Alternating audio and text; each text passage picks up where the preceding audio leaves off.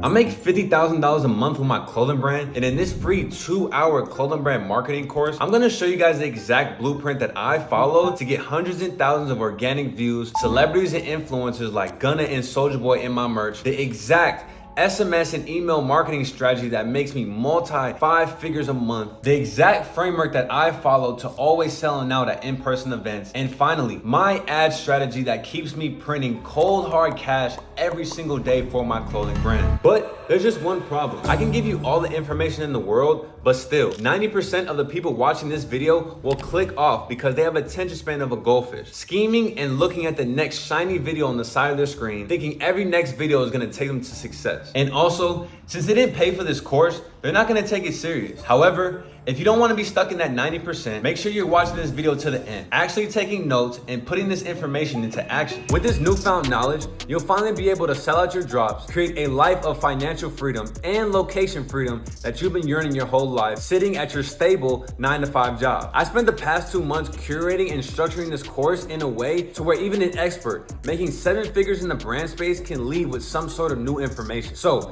if you're a beginner, you're about to get a whole lot of sauce. I can guarantee one thing after watching this video and taking action, and that's you'll crack the code on your unsystematic marketing strategy. If you stick with me throughout this 2+ hour journey of a video, I'll make sure to make you a future millionaire. All right, let's get to it. In this free full clothing brand marketing course, I'm gonna reveal exactly step by step how I went from a secure, comfortable 9-to-5 job making decent income, but wanting more from my life, and then eventually making 6 figures plus in revenue with my clothing brand.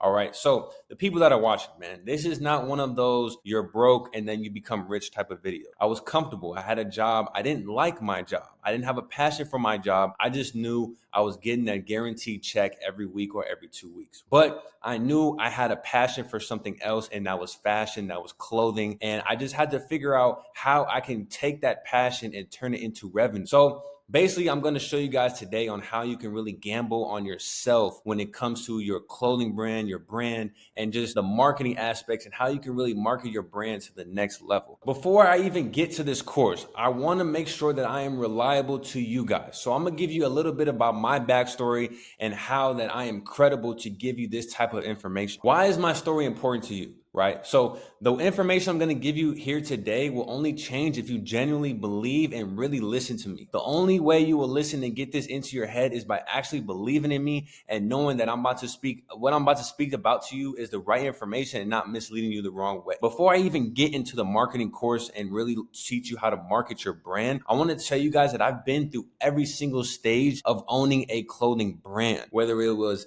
getting 0 sales, 5 sales, 10 sales, all the way up to getting 200 to 300 sales a day. So I've been there, right? I've been in the struggles. I've been scammed before. I've been through the ups and downs when it comes to owning a brand. So I can tell you that I want you guys to learn from my experiences and what I've been through within this course. So I want to tell you about my whole story so that you have 100% trust and conviction that my word is good and the information is real information and not just anything fabricated information. And I want you to take action with this information that I give you so you can get real results. Because at the end of the day, all I'm trying to do here is just give you game and help you guys with this information. Again, this is a free marketing course. I don't see a lot of these on YouTube today, especially in the clothing brand niche. So with this video, man, it's some real sauce. So I want you guys, before we even get into it, make sure you guys are like, commenting, and subscribing. Also want you guys to make sure you have that pen and pad out. Make sure you got a pen and a pad right next to you during this course so you can be taking notes while I'm going over this information. And after you take notes,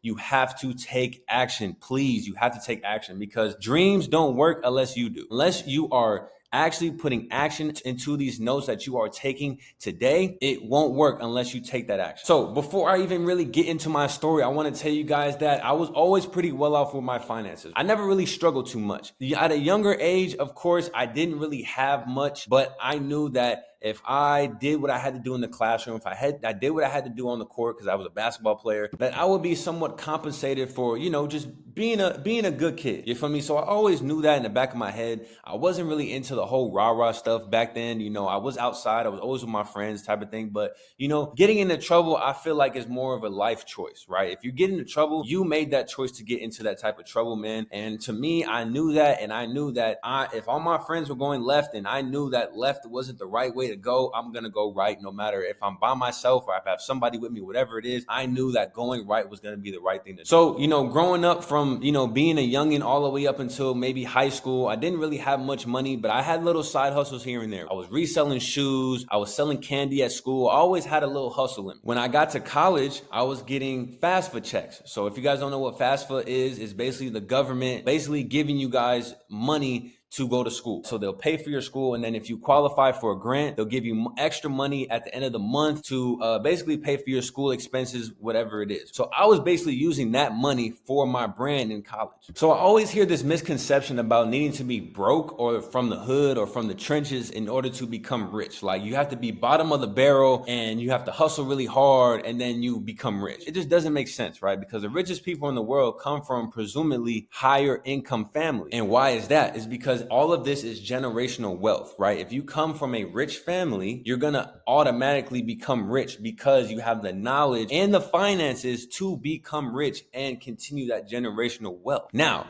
this doesn't mean if you come from a family with less money, don't go and try to become rich or start your brand. However, I'm strictly talking to the people that are coming from quotation mark money. And the people also say that you can't become rich because you're already, I would argue that starting a business / building something for yourself should only happen when you have the capital to invest in it, not when you're dead broke. When you're dead broke and you don't have funds at all, you need to be thinking about something else. Don't think about starting a brand, starting a business when you're dead broke. Because when you're dead broke, the money that you have coming in or the money that you need, it needs to be spent on something else, whether it's personal, whether it's bills, whatever it is, right? You need to take care of your personals before you even try to start a business or any of that. Don't believe when people say, oh, you got to be broke to start a business. It's like, no, it doesn't work that way. If you have capital to invest in your business, it's going to be a lot smoother to run the business rather than being dead broke. When you're dead broke and you say you want to start a business, how are you going to start that business? How are you going to have money for inventory? How are you going to have money for marketing? With that being said, at the end of the day, why you should even start your business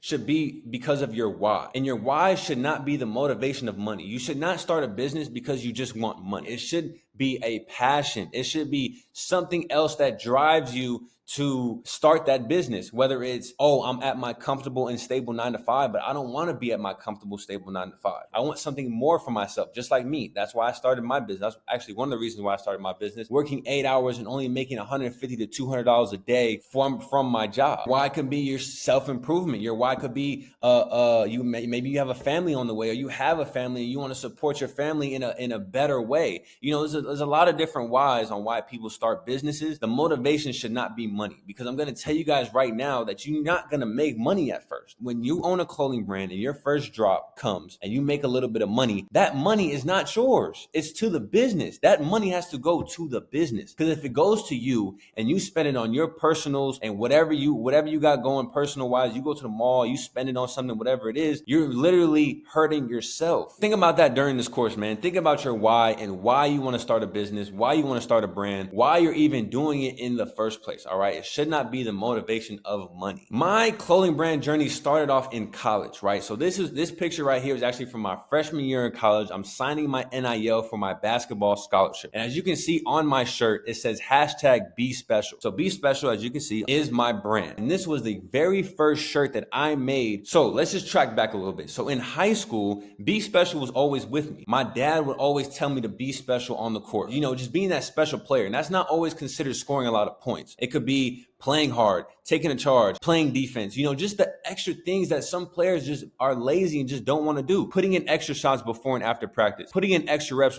in the weight room, just those type of things, just being that special person that puts in that extra work that other people just don't want to do. Those two words, be special, were always stuck in my head, that I have to do the extra things to be that special person in life. Freshman year in college, I was like, I have to do something with Be Special. I have to do something. So I made a shirt, right? #Be Special. Now, remind you, I was putting #Be Special on all my Instagram posts, right? So back then, this is when Instagram first started popping. I was putting #Be Special on my posts. So that's where this shirt came in. Freshman year in college, I signed my basketball scholarship. I wear this shirt around my teammates. And they were like, I like that. Be special. I like that. Boom, boom, boom. So once I started getting that demand and I started getting that, oh, okay, my teammates are actually intrigued on what I got going on, I gave one shirt to all my teammates. They started rocking it around campus, during practice, whatever it was. And then that's how I knew I wanted to do something with Be Special and maybe start a clothing brand. In class, in my college classes, I was working on my brand. I was making like all types of different garments. I didn't know what I wanted to do. I didn't know where to start. I just knew I wanted to start off with clothing. This right here is actually from high school, man. This is my graduating cap. And as you can see, class of 2017, Be Special. As you can see, man, Be Special been with me. All throughout college, man, I was still chasing my basketball dream, right? I was playing basketball all my life. This is all I knew was basketball. I didn't know nothing about clothing. I didn't know nothing about being a business owner or none of that. After I didn't see a future playing overseas or a future playing in the NBA, man, after I played college ball and graduated and got my degree in business management, it was time to get a job. That's the next thing you do when you're in college and after you graduate, you go get a job. While working my 9 to 5, they were paying me a decent amount, anywhere between $5,000 to $7,000 a month. I was working a pretty decent job, man. Every day when I came to work, I was just dreading it.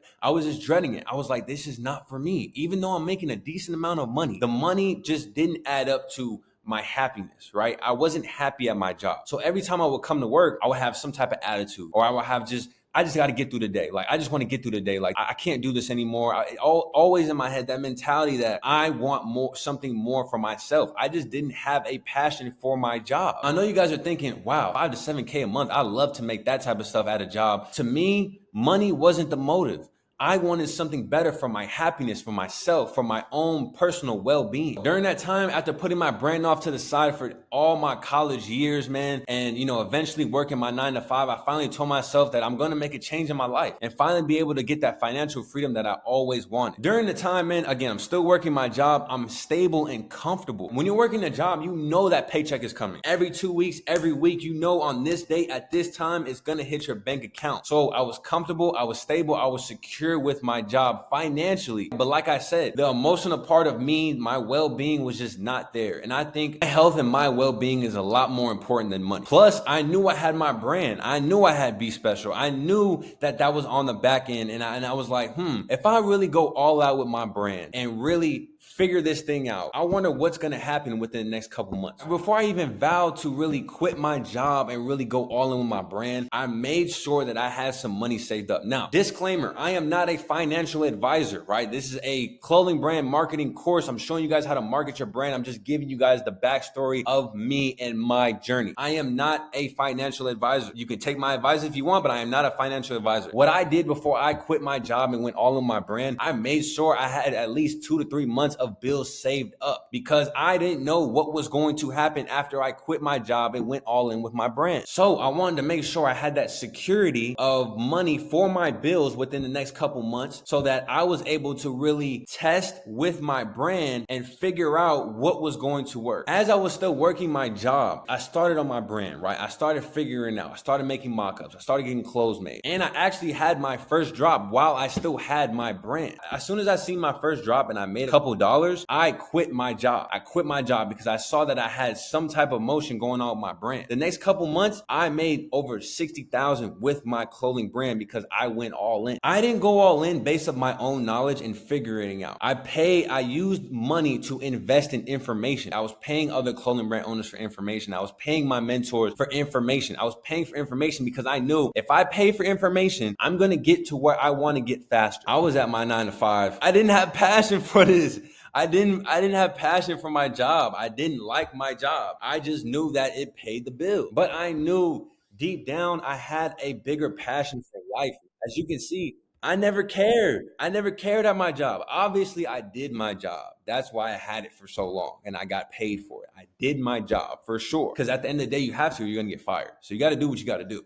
At the end of the day, you just got to suck it up. As y'all can see in this video, I didn't have a care in the world. I'm dancing behind the register. I got my phone out while I'm at work, putting on the merchandise. As you can see, I got a hat on from the store with the tag still on it, playing around. I really didn't care about my job, as y'all can see. Like, didn't have a care in the world. Trust me, y'all. Like, this is me working at one of my other jobs as well, man. I just didn't want to be in that rat race. Once I figured out I wanted to go all in with my brand, I started doing pop-up shops in my city. As you can see, My homies started supporting me. I'm outside of my local barbecue spot. And as you can see, I'm running my pop-up shop. You see, I have my clothes set up, little suitcase right there. People came about. I told them about my brand. And, I was just hustling at the end of the day. Yeah, okay, maybe I didn't have the online presence to really be selling merchandise, but I knew in my city, if I really put myself out there, people were going to adapt. So when I first started, I knew nothing about cut and sew manufacturers. I knew nothing about none of that. I just knew vinyl and heat press, right? So vinyl is basically a machine that cuts out your design, then you cut it out, peel it out, and put it on your heat press, put it on the shirt, and heat press the design onto the shirt, man. So this was actually my little setup. And, I was just hustling at the end of the day because I knew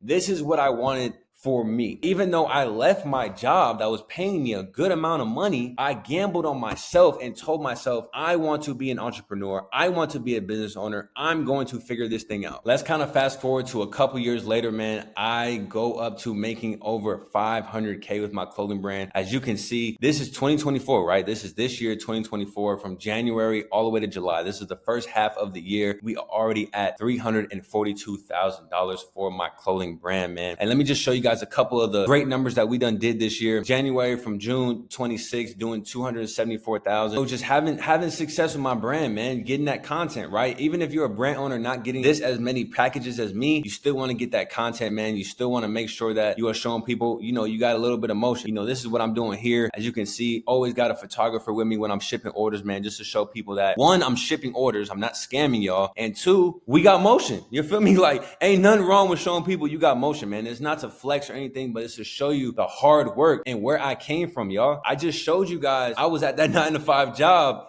bored, no type of passion, no type of urgency. And now I'm sitting here on top of this Cybertruck with over 500 orders. Again, this is just to give y'all some motivation, man, when it comes to being at that job, knowing that you have a passion for something else and really gambling on yourself. My brand has allowed me to travel all around the world, y'all. Miami, as you can see right here, Turks and Caicos, man, and this all off of my brand. This is all off of my brand. And I'm not going to say this is just me gambling on myself, man, and just gambling on me and just knowing that I'm going to make it work regardless. I got my shirt, one of my shirts out there in Colombia, man, just doing some good marketing, as you can see, out there in Colombia. Brand has also allowed me to meet one of my favorite artists, y'all. I was able to get my merch to Gunna. Gunna being one of the biggest rappers in the United States, man, one of my favorite rappers. And this is solely off of my brand, y'all. As you can see, look at him holding that Be Special badge. Just think about, just rewind this video and just go from where I started,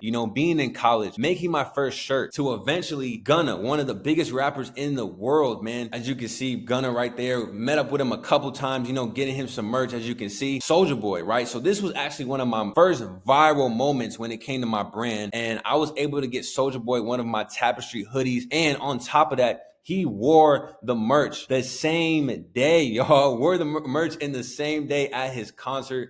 This is one of my most memorable moments with my clothing brand, man, because this was actually one of my first pieces when it came to my brand. It was just a Tapestry piece. Like, it wasn't nothing crazy, but the fact that Soulja Boy took it, wore it the same day in his concert was just insane. Also been able to get my merch to other rappers like Skilla Baby, NFL players like DK Metcalf that plays for the Hawks right now, 1.8 million followers on Instagram, man. A couple different influencers like Curvo. My brand has also allowed me to collab with bigger brands. We did SneakerCon this year, SneakerCon LA 2024, back in June, man. They actually contacted me, right? They contacted me and asked me, hey, would you like a booth at SneakerCon? And I was like, sure. As a business owner, as an entrepreneur, I said, how can I capitalize off this opportunity? I came to them with a collaboration idea and they were all for it. We created these football jerseys and they sold out within 5 minutes, y'all. It's so crazy. Within 5 minutes of SneakerCon at the event, it was only sold at the event, it was sold online or anything. We sold out in the 5 minutes. About me and my brand, and just a short little quick story about how I started and where I am now. You're probably asking me, what are my real intentions? Why am I giving you this free sauce a lot of people would charge for? Just on the more emotional side of things, man, it honestly frustrates me when these so-called clothing brand gurus on the internet make starting a brand seem so simple, like a 2-year-old can do it. This is completely unrealistic. They give you completely unrealistic expectations, oversimplifying what it takes to own and grow a successful clothing. On the flip side, you'll hear others claiming it's impossibly hard to start a brand, but that's not entirely true either. Most of the time, they just don't know how to explain the process in a clear, actionable way way. That's why today I'm gonna cut through the noise and break down both sides of the argument. I'm here to show you what it really takes to start and scale a brand. I already showed you guys proof on how I started and where I am now. At the same time, I'll simplify it so even beginners with discipline and determination can succeed if they put the work in and follow through. If you're watching this video and you know for a fact you're not determined, you're not disciplined, and you don't know how to put action towards anything, and you just lay around all day just dreaming, I need you to get off this video. I need you to stop watching this video right now. What I'm going to tell you today requires action. That's the first thing you need to do when you stop watching this video. Like I said earlier in the video, man, if you're not taking notes and putting action towards this video, it's not going to work. On a more personal note, right? When I first started my brand, I faced countless sleepless nights, mistakes, setbacks. I constantly wished for the right guidance and tools to help me achieve success faster. I first started my brand about 2020, 2021, right? That's when I really started selling merchandise and, really trying to get into making money with my brand. For the best thing for you guys, man, there's so many resources on YouTube when it comes to starting a clothing brand, including this course right here. So I know how it feels to be in your position. I was once a broke college student, then working a 9-to-5, comfortably making enough money, but just wanting more in my life. And I feel like these are the people that I'm talking to right now. If you want more in your life and you want to do more, you want to be a bigger person than just going to your 9-to-5 job every day. If you want to be that type of hero for your family, for your kids, for your siblings, whatever it is, this is the video for you. Tired of having a boss telling you what to do every single day and that type of stuff. You want to be your own boss. This video is for you. No one should have to feel as stuck and overwhelmed as I did when starting their journey. That's why I'm creating this video for you guys, just to give you a faster way to start. That's where it is. I didn't have these resources when I first started. Honestly, grateful to give you guys this when it comes to this marketing strategy, this marketing course. Don't let this opportunity pass you by. Absorb every piece of information in this video, and I promise you, if you put the effort in, you're going to make your first drop a massive success. I want you guys to realize that. Again, I'm going to say this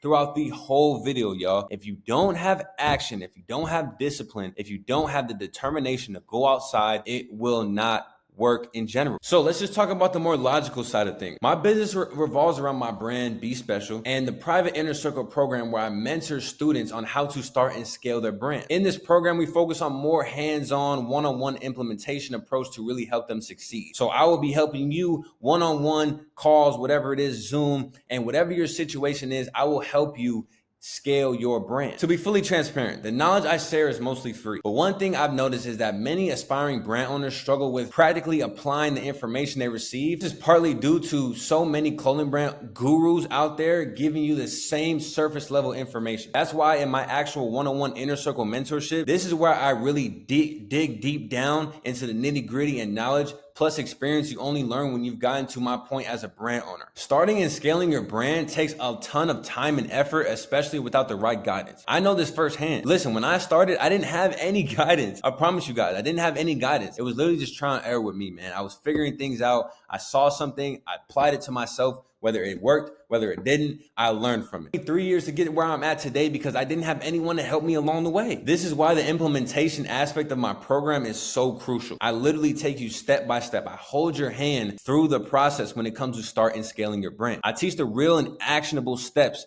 that the most so-called brand gurus online don't and can't provide. With that being said, man, what I'm trying to get at is no matter what route you choose, you're going to win. If you prefer to go at your own pace and take the longer path, and you can learn from free YouTube videos and, joining my free Discord, which is the link in the description, completely free. We have over 2,000 members and clothing brand owners in there talking clothing brand game, clothing brand sauce, and all types of stuff. Plus I have free resources in there when it comes to manufacturing, graphic design. You can take this free information, YouTube videos, Discords, and basically learn on your own and still win that way. If you're ready to invest and really fast track your progress and avoid wasting years on trial and error like I did, the Inner Circle program is the perfect solution. Either way, the choice is yours, right? You're going to win either way, but how fast do you want to win? That's the question you want to ask yourself. How fast do you want to win? Are you going to let your ego take over, try to learn on your own, and maybe you are learning and maybe you are testing, but maybe you're testing the wrong way. Maybe you're going in the wrong direction. I don't know. You just never know. But just know if you want to get somewhere faster, it's going to take an investment no matter what type of business you're in, no matter what type of whatever you're trying to get into, just know that it takes money to learn faster and get to where you want to get faster. Give you an example. If you want to go to a different state, state. If you want to drive there, it might be a little cheaper than flying there. So, but if you drive there, it's going to take a lot more time to drive than it is to fly, right? So if I have more money than you do and I decide to take a flight to that state, I'm going to get there before you do because you are driving to that specific state. At the end of the day, you're still going to make it to that state. I'm still going to make it to that state. It's just a matter of who got there first. We both get there, right? So that's why I said you're going to win either way, but it's about who's going to get there first. Let's just talk about the foundations of this course. You should only be on this course if you're ready to market your brand. I know you're probably asking, how do I know when I'm ready to market? If you just started your clothing brand and you don't have a logo or a product yet, I recommend you guys go watch my 2-hour free full clothing brand course, right? It's already on my channel. Get out of this video,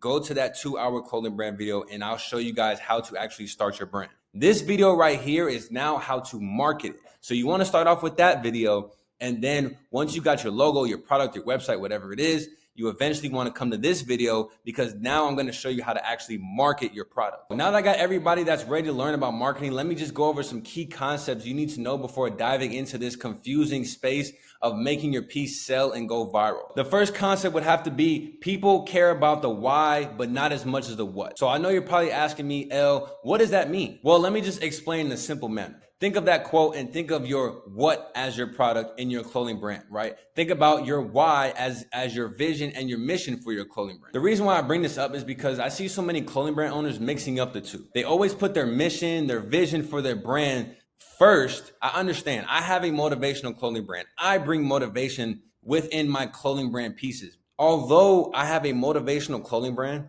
the product comes first, right? Yes, I want to bring motivation. Yes, I want to tell people that you can be special within anything that you do in life. The product has to sell the message. I dislike when brands put their mission more important than their actual product. Nobody really cares about the mission of your brand, especially when you're a new brand. Now, if you have a dope product and you still have that mission and that vision of your brand, that's a win-win. I'll give you guys an example in a dating perspective. Myself as an example, right? I have me, we have a pretty girl, and then we have a not so pretty looking girl. In this dating perspective, we're going to think about the quote, people care about the why, but not as much as the what in this scenario. In a dating scenario, your what is the looks of the girl. The why is the personality. You can parallel this with your brand. The what is your product and the why is the vision / mission for your brand. Let's say I'm the guy in the middle. I got the two girls right beside me, right? I have the pretty girl and I have the not so pretty girl. So obviously off first glance, I'm going for the pretty chick. You feel me? I want to go for the little pretty girl. You feel me? I want to see what she's talking about. According to you guys, now I really don't care whatever your preference is, whether you're a man, woman, whatever in between, whatever it is, whatever your preference is, just put yourself in these shoes. You will always by human nature go for the girl or the guy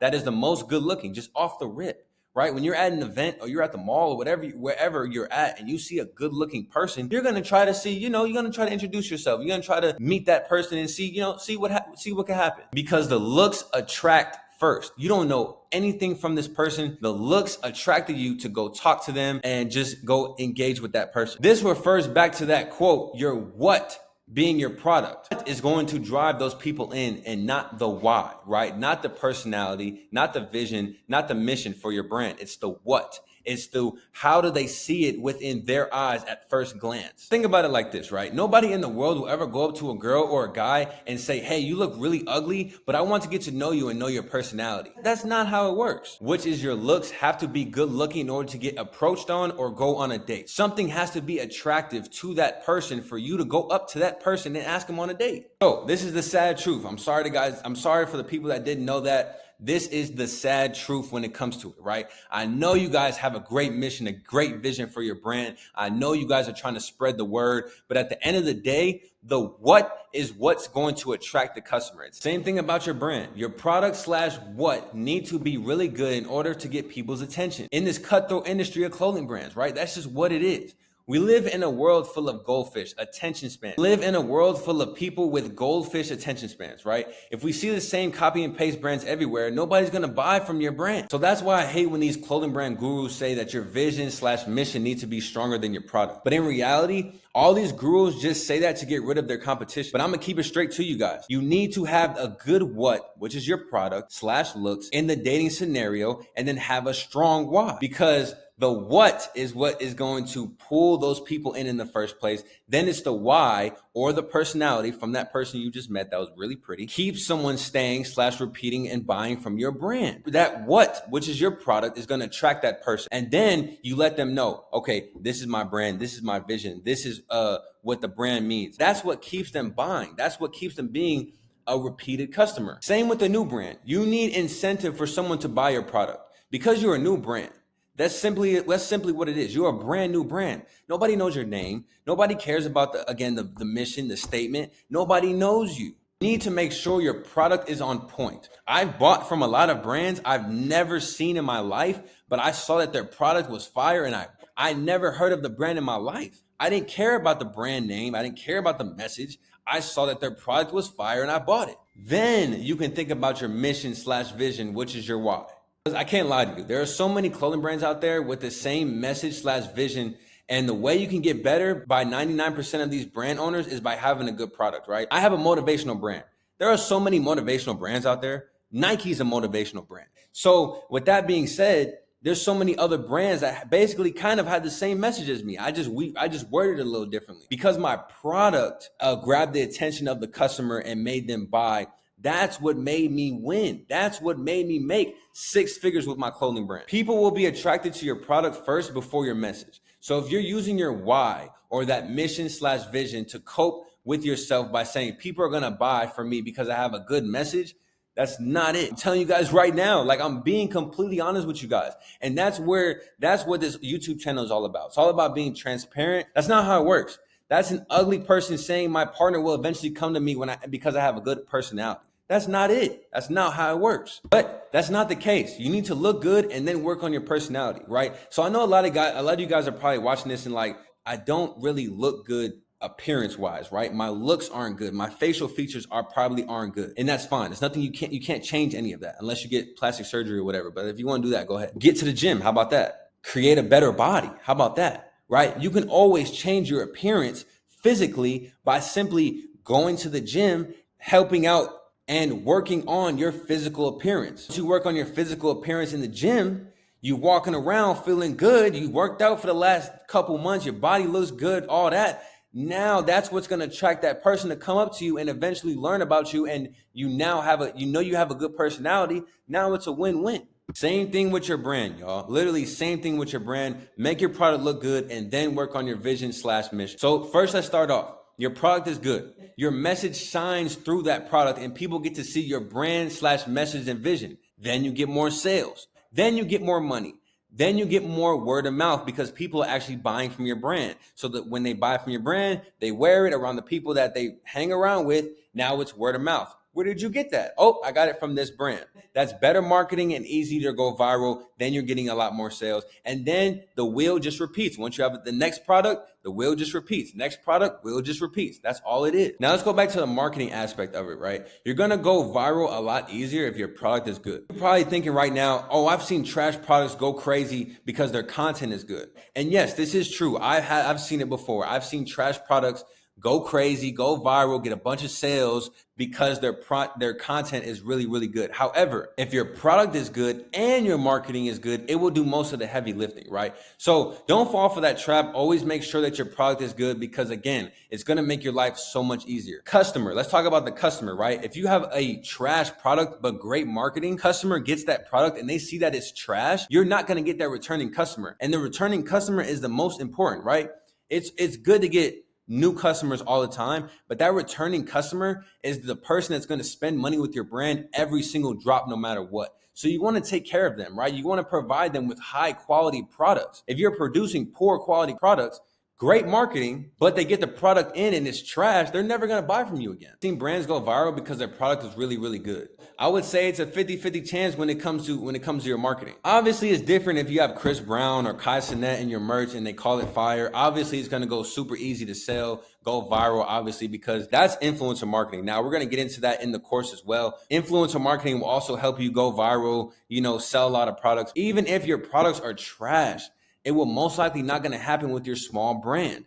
All right. So make sure your products are on point because it will make it much easier for you to do when it comes to your marketing. Let's get into how to actually market your clothing brand. Let's get into the nitty gritty of this marketing course, y'all. Look, before I even get to this, man, I need you guys to like, comment, and subscribe because I am about to give you guys the sauces of the sauce. Whatever it is, whatever you want to call it, man. I'm really finna put you guys on game right now when it comes to this marketing stuff for your clothing brand. Let's just talk about creatives.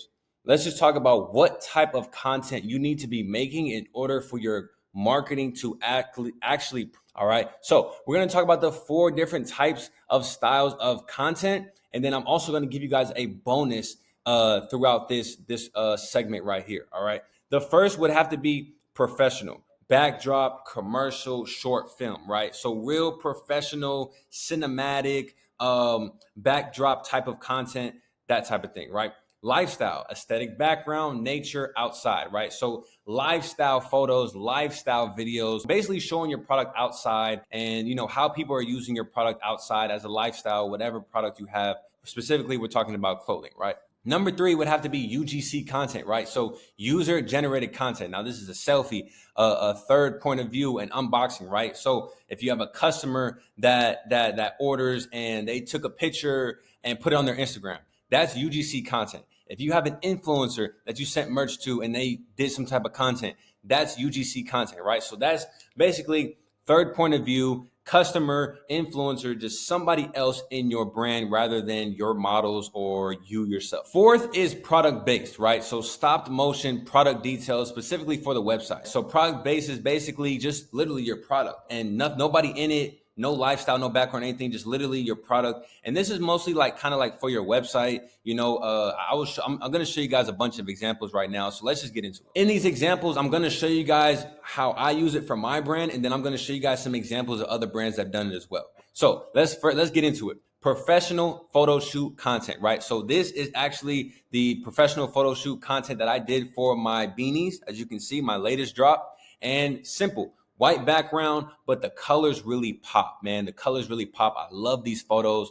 Crazy photos. You can see my models did their thing, went crazy, very animated, man. Really showed what the brand is really about, man. Again, this is professional. I took it out of studio, backdrop, professional camera. I had a photographer and everything, all right? Go over some brands that also do that same type of content, right? Look at Nike. Look at this professional photo right here, backdrop photo right here, man. This is insane. I love the marketing within this photo right here. As you can see, we have her laying on a shoe. Now, obviously, this is Photoshopped. I believe it has to be Photoshopped because unless they got that big of a shoe for her to lay on, I don't know what it is. This is crazy, crazy marketing right here, as you can see. But they use the same concept I did, right? White backdrop, models, showcasing the product. Let's look at Acne Studios. Literally doing the same thing, same type of content, right? Same type of content. All they did was add some text, letting people know this is the fall and winter collection, women's, whatever it is. And now, as you can see, they have their branding right there on the bottom left. These photos could be used on your Instagram. I feel like it really doesn't convert well when it comes to sales. It's a great aesthetic to have on your Instagram because it's very, very clean, right? Very, very clean. Not too much noise in the background, just strictly focused the product and the model. Let's go to Hellstar, right? One of your guys' favorite brands, Hellstar. They do the same thing, but their aesthetic is more of like a deep, dark aesthetic. They're not going to have that white background like Acne Studio does, or that white, bright background like I did. You feel me? Their aesthetic is more of a dark.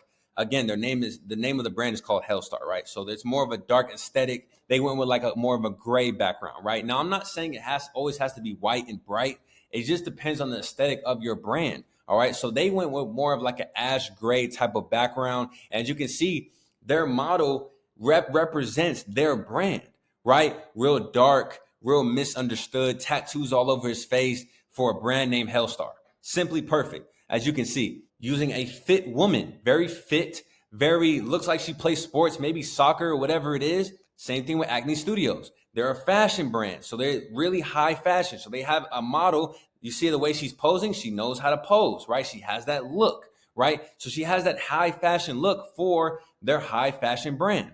Let's talk about this brand, Mia Khalifa, right? So she went crazy off of her beanies. This is a great photo to have right here. As you can see, white background, have a mom and her daughter, and blowing bubbles, showing the beanies, right? This is a great creative way to use your professional photo. It's still a white background, it's still clean, it's still showing the product, but now it's giving more of the brand's aesthetic, blowing the bubbles, stars on the face, pink beanie with the pink shirt matching, daughter, mom, that type of thing. If you look up Mia Khalifa, they're mostly solely around women, right? That's the majority of their audience. They want to show, look, if you're a woman, you're a mom, you can get this beanie also for your daughter. So that's basically it on the professional content, right? These are just photos, but videos are acceptable as well, right? So any type of cinematic short film type of video where you're using an actual professional camera, that's really where it comes to. Like if you're just using your iPhone, that's not really professional. It could be. You could make it look professional, but at the same time, if you really want to go for that professional look, you want to go find a photographer or a videographer that really knows what they're doing when it comes to edits and just perspective. When you want to do these type of photo shoots or strictly just cinematic or strictly just cinematic type of short film type of professional content. Let's talk about more lifestyle content. Like I said earlier before I showed you guys this PowerPoint, I'm going to be showing you guys examples of how I used it for my brand specifically, because earlier in this video I explained to you guys, this is not nothing, no sugarcoat, nothing. I'm using this for my brand as well, right? So don't think that I'm just talking just to talk. I've tested it myself and I'm giving you guys the results. I'm giving you guys the testimonies. This actually works. As you can see, lifestyle content, man, like I said, good background, good aesthetic, something that represents your brand in a lifestyle type of way. As you can see right here, let's go to this first photo, right? This was actually one of my winter drops. This is my sweatsuit. And in the front, it says common is boring. Within my pieces, I like to implement some type of motivation, some type of phrase that will catch the audience's eyes, right? As you can see, my product is nice. Cool hoodie, nice hoodie, but the pants really catches the eyes because it's more of a flare. Plus it has a zipper where you can adjust and make it into more of a skinny type of pants, right? This was actually one of my best lifestyle photo shoots because as you can see in the background, I'm in an airport, right? I'm in an airport. And honestly, you guys have never, I can probably guarantee 98% of you guys watching this video have never seen a clothing brand do a photo shoot in an airport. You having that idea on doing that, just know, I'm the one that put you on. All right, so look, this photo shoot specifically went so viral, y'all. Like I promise you, because again, you've never seen a clothing brand shoot in an airport. My thinking of shooting in an airport is because one, actually those bags that they have are also mine as well, but I just never dropped them. Like I said, sweatsuits, wintertime. So in the winter, when you're at the airport, what are you wearing? Either a hoodie, pants, sweatsuit, whatever it is. It's cold somewhere, so you're going to be wearing some type of hoodie. Also, it's always cold in the airport. It's always cold on the plane. So the majority of the time, people are going to have hoodies on. So in my head, I'm like, all right, I'm going to take my content to the next level and I'm going to take my lifestyle content to the next level and go to an airport and shoot at the airport, right? So that's where that came in, right? For my beanies, we actually had a partnership deal with a rental company. We were taking photos with their car, right? So that was kind of it's still lifestyle, right? Still lifestyle, but it's a little more simple, right? Being on a car, in a car, whatever it is, it's still great lifestyle content to use, especially as a clothing brand. So that's where this came in. So as you can see, I have my two models in the car, very animated, man. My models are very, very animated. It's okay to do photo shoots and of photo shoots like this where they're just standing there posing, but I love to do photo shoots like this where I have very animated models that can really bring that product to life. That's another tip for you guys as well, man. When you guys are making this type of content, you want to have models that are just a little bit animated, man. Just have that type of personality where they can actually do something that can attract more eyes to your brand. Don't get me wrong. People, when you have models that just stand there and pose, that's fine. But this type of content works as well. So if you can find some models that can really be animated like this and have like gold teeth or just some type of accessories that can just really pop and make different faces and stuff, it might look weird when you're first recording it or you're first taking photos and it might feel weird. But as you can see, they come out super, super crazy. These are actually on my website. Everything I'm showing you guys right now is actually on my website. So if you guys want to cop, website is in the description. But anyway, let's get back to it. Let's talk about some of these bigger brands that are doing the same thing. Let's talk about Acne Studios. So like I said, They took photos next to a car, and as you can see, I believe they're promoting the denim, right? I don't think they're promoting the bag. I think it's, oh yeah, they're promoting the bag as well. I see it in the captions. They're promoting the bag and the denim. Look at the way they promoted that bag and denim. Shorty don't got no shirt on. She don't got no shirt on. So that's why I said you guys have to find models that are willing to be animated when it comes to these photo shoots. Find a model. They found a model that was willing to take her shirt off and put a bag over her, personal area and take that photo. A lot of models aren't willing to do that. So that just brought more creativity to the brand, and it brought more creativity to that actual photo. And it also brought more engagement to the photo, because maybe the first thing I saw was the fact that she had no shirt on. So now I'm like, whoa, she don't got no shirt on. And then I see, okay, Acne Studios. Okay. Then I read the caption. Oh, they're promoting the pants. Oh, they're promoting the bag. Oh, actually, those pants are kind of hard. You feel me? So it's all about how you engage that viewer the first time they see your content. Let's talk about Hellstar once again, right? Hellstar does really good with their content at every aspect, right? So this is kind of like their lifestyle content. As you can see, they have 6 different models with I believe a G-Wagon. I don't know. Correct me if I'm wrong. Don't quote me on that. I don't know if that's a G-Wagon or not. As you can see, man, this brought eyes because 1, they have 6 different people in the same merch. 2, they have a really fire car. 3, the car contrasts with the color of the product, right? On top of that, each model is doing something different. I'm engaged already because once I see that photo, I'm like, oh, okay, that car is hard. Damn, I see they got 6 different models doing different poses. What are they wearing? Oh, they got the new Hellstar shorts on. It's all about bringing that engagement to your viewers, man. This lifestyle type of content. Now, let's go back to Mia Khalifa. As you can see, she only does hats, beanies, whatever it is. But she was able to make it a crazy lifestyle photo. As you can see, she has 1 person all up in the camera, then she has 2 people behind her. As you can see, they're still keying on to the headbands, right? This is a great strategy to use. 1 person right in front of the camera with 2 people in the back, right? Because that one person is going to show the details of the actual headband, and then the 2 people behind her are showing the lifestyle, the headband, wearing it with a fit, posing, and wearing different colors of the headband. So the first girl, you already see the details of the headband and what it really looks like. And then the 2 people in the back are showing how to put it on and what different colors they have. So this is a genius type of marketing aspect because I'm hitting it all in 1 photo. I'm giving you the details of the headband. I'm showing you the material. I'm showing you what it looks like, what it says. And then I'm also showing you how to put it on and I'm also showing you the different colors of that headband. With all that being, it looks like a subway it looks like a subway. They're in a subway. I don't know what type of environment they're in. So when it comes to these lifestyle photos, y'all, this is what you guys have to understand. It doesn't have to be in the most extravagant. As you can see, like I said, it looks like they're in a subway. Right? I know a lot of you guys have trains, subways in your city that you can take this exact same photo. Same thing with Acne Studios.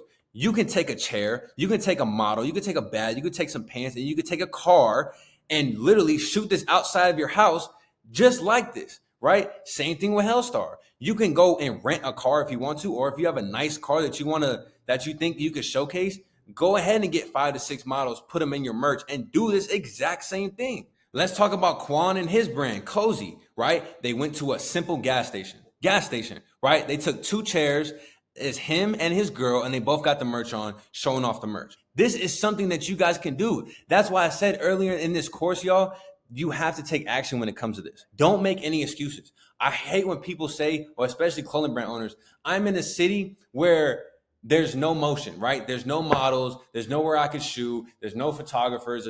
Stop it. Stop it. Stop making excuses. If you're in your city and you have none of these resources, go to another city, drive to another city, fly to another. How much does this mean to you, right? That's that's the gist of this whole course. How much does it mean to you? Are you willing to go get these models, go find these places, and go really put your brand into this type of perspective? They literally did not do anything special, but it looks really good. You can take your girl or your man or another girl, another man, whatever it is. You could take 2 chairs and you can simply put them in front of a gas pump that matches your hoodies. As you can see, they took the color of the gas pump and their hoodies and simply just matched it. Like I said earlier in this video, you have to take an aesthetically background that can match what you're trying to sell, right? That's how you sell the product. It's all about perspective at the end of the day. Now, let's talk about product content, right? Now, like I said earlier in the course, man, this product-based content is strictly your product, right? We're not talking about, like, as you can see in the last two examples, there are bodies in the products, right? So this is no bodies in the products, just simply the products by itself. All right. So as you can see, like I said, I use everything that I show you, I've used for my brand. So as you can see, this is a simple flat lay white background with my beanies. All right. So super, super simple, man. Some brands actually use their mock-up as product-based content and sell it on their website, right? So this is actually a brand called Cloy, and they basically use mock-ups to sell their items. And as you can see, this is Fear of God, literally doing the same thing. So you can do this as well, right? You can use mock-ups to sell your products, especially on your website. Me personally, I'm not a fan of really using mock-ups to sell things. When you market a mock-up and you try to like sell with your mock-up, the mock-up isn't always the same as the actual product, right? So say when you get this shirt in the mail, it doesn't have, like, the pink is not as vibrant as it is on the website, right? I don't like that. I like to show the customer exactly what they're gonna get when that package comes in the mail. If you prefer to use mock-ups as your website photos for your products, by all means, go ahead. As you can see, Fear God does it. So, I mean, it's not like you can't do it, but just me personally, for my personal preference, I don't like to use mock-ups as website product photos. Let me just give you guys an example of some brands that actually use real life photos when it comes to product-based photos, right? So again, Acne Studios. This is great product-based marketing because it's showing the details of the product compared to these websites right here where they're just showing the mock-ups. I would rather buy from this website because I know, first of all, that is a real shirt on the ground, right? They took a real shirt on the ground and took a close-up photo of that shirt. So now I get to see the actual details of that shirt compared to these websites where it's just mock-ups, right? I don't get to see I don't get to really feel and see the actual perspective. As you can see, especially in this blue shirt right here, I can see the tag. I can kind of see the material and what they talk about when they say, it's 100% cotton or whatever it is. I can see that in that photo. I can see the distressed and faded look within the Acne Studio Stockholm, whatever that says. I can see that the text looks really good when it's faded or it's distressed like this. Top of this next photo, right? This jacket. I can see that this is a real jacket. Obviously, this is not a mock-up, but I can see the inside of the jacket, right? I love that when websites use this product-based photos, I love when companies use product-based photos and they take close-up photos of their actual products, right? Because that just makes me want to buy even more, all right? If I can see all the details of this product, it makes me want to buy. Simple as that. So when you're doing these product-based photos, it's okay to do mock-ups like this. It's okay. But like I said earlier, the reason why I like to take my own photos and actually use the actual simply because of this right here. So as you can see in this second photo of the green jacket, focused on the details of the inside of the jacket, right? So if they would have just used a mock-up, right? Say they just used a mock-up of the actual product and it looked like this, I would have never knew what's on the inside of the jacket. I would have never knew that the inside was if they would have just promoted it as a mock-up like this. Maybe because I see that the inside is pink and I have some shoes that are green and pink in my closet, I'm gonna cop. If they would have just made a simple mock-up of the green jacket and I didn't know there was pink on the inside, I probably wouldn't have bought because the shoes in my closet are green and pink, not just green. But the fact that I see that this product right here has a little bit of pink in it, it's gonna make me buy because those shoes I got in the closet got pink and green in it. You feel me? On top of that, they're focusing on the detailed tag inside of that jacket, as you can see, right? Giving them, again, the mission and the vision of the brand. They got me first with the product because the green jacket with the pink insides, ooh, that's fly. Then they hit me with the mission statement and the vision of the brand as a tag right on the back of the jacket. So this is exactly how you guys have to do. This is exactly how you guys have to market. This jacket right here is so fire. It not only brings that attention of the actual product, the what, It also brings the attention of the why. As you can see, the why of the brand, the mission statement, everything is inside of the jacket. It's not even really a part of the design, the outer design of the jacket. What I'm saying is, like earlier in the course, when I said a lot of brand owners are focused more on the vision and the mission of their brand rather than the actual, that's not how it's supposed to go. Look at this big brand. Acne Studios is a very, very big brand. And as you can see, they focus more on their product rather than their vision, but they still implemented their vision. They still implemented the mission, but they first made sure that they engaged you with the product. The jacket is fire. I love the jacket, green with the pink insides. Then they hit you with the mission statement or the vision right on the inside of the jacket, right? So as a customer, when you receive that jacket and you got it on, or you open it out of the bag, boom, boom, boom, and you actually read that tag and you read what Acne Studios is all about, it's going to make you buy even more, because not only do they got a fire product, right? You put it on, you like, oh yeah, this feels good. Oh yeah, I love this. And then you actually read the mission and the vision of the actual brand. Think about that when it comes to product-based content, all right? You can always do this, right? But in my opinion, this is the lazy way to go, right? Just slapping mock-ups on your website and expecting to sell. I believe that you're gonna sell a lot easier when you do things like this. Simply taking your product and taking photos of the details of your product. This right here does not make me want to buy it. Just in my opinion, I don't want to buy it. Now, I might buy the Fear of God just for the simple fact that it's Fear of God. Fear of God is Fear of God. They have a great name. They have demand. They have hype behind their name, right? They're able to do things like this. But this brand right here, Chloe, not really able to do that because I don't know about the brand name, right? And it's just a mock-up. It doesn't make me want to buy. Nothing about this makes me want to buy. This right here makes me want to buy because I'm seeing all the details in the product. I see the quality of the product. Usually you can see quality right through the screen. Everything that I'm seeing right here makes me want to buy. I want to buy this shirt and this jacket right now, just for the simple fact that did the right thing when it came to their product marketing. All right. They showed the details of the product. They showed the quality of the product. They even show, I didn't show it in these photos, but they even show how different ways to put it on as well. Let's talk about UGC content, man. Super, super important. Super, super important, man. Now, don't get me wrong. All of these aspects are important, but this UGC content right here, man, I feel like this is one of the most important ones because this is what's going to really make people buy. Before I even get into it, what I teach my mentees, right? When you first start a clothing brand, you want to build a community first, right? When I first started, like I showed you guys earlier in this course, I was doing pop-up shops. I had merch in the trunk. All right. I was popping up on people with merch in the trunk, like what size you need.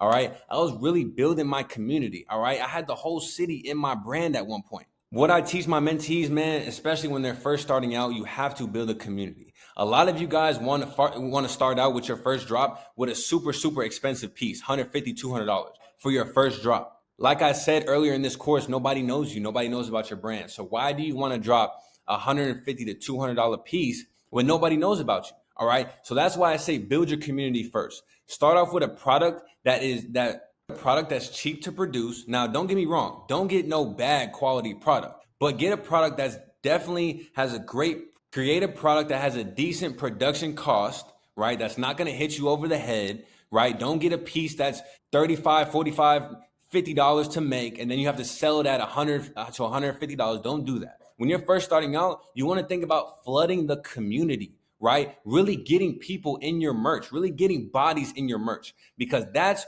what's going to make people buy. We live in a monkey see, monkey do era. When you guys are creating your brands, you have to think about that. When people see other people wearing merch or your merch, whatever it is, or other brands, they're going to buy from that brand. They saw their favorite rappers, celebrities wearing Hellstar. People started buying Hellstar. Simply because of that. And I'm not saying you have to get celebrities and big time famous people in your merch starting off. You want to really attack influencer marketing. Now we're going to get into that later on in the course. You really want to attack influencer marketing, and you really want to think about really flooding the community when it comes to your brand starting off, right? You want to be willing to give out a few pieces. You want to be able to give out some pieces, man. It has to be that. All right. Again, nobody knows about you.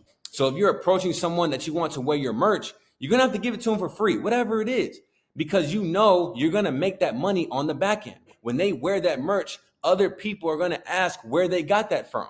And that's where your money comes in. Let's talk about UGC content, basically user generated content. Now this is your, and then like I said earlier, this is your customers, your supporters, influencers, whatever it is. Like I said, I give you guys examples from my brand. As you can see, I have someone wearing one of my shirts at the US Open or whatever, this big tennis match. I forgot what it's called. Great UGC content, great photo, right? My brand at a tennis match.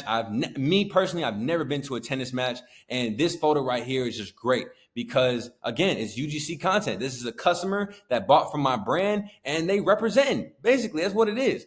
Now let's go to this photo, right? I just realized I'm not in slideshow mode, but my fault, y'all. Because I'm trying to give y'all this information, man. I'm really into it because I really want you guys to learn. I didn't realize I'm not in presentation mode. Let's get into this second photo right here. As you can see, I got another customer that bought from my brand sitting courtside at a basketball game. UGC content. As you can see on both of these photos, I posted on my brand page because they were fire. All right, a customer at a tennis game at the US Open and a customer sitting courtside at a basketball game. So I'm showing people that other people are wearing my merch, right? I actually have bodies in my merch and other people are wearing it. So anybody that says, oh, your merch is whack or you don't have a good product, well, look, I have people in it. So somebody likes it, right? At the end of the day, somebody likes it. That's the number one thing I'm showing. Two, I'm showing that I actually have customers, right? People are actually buying from the brand. And like I said earlier, this is a monkey see, monkey do generation. So people see this and they say, oh, wow, she wore it to the US Open. I didn't even think about doing that.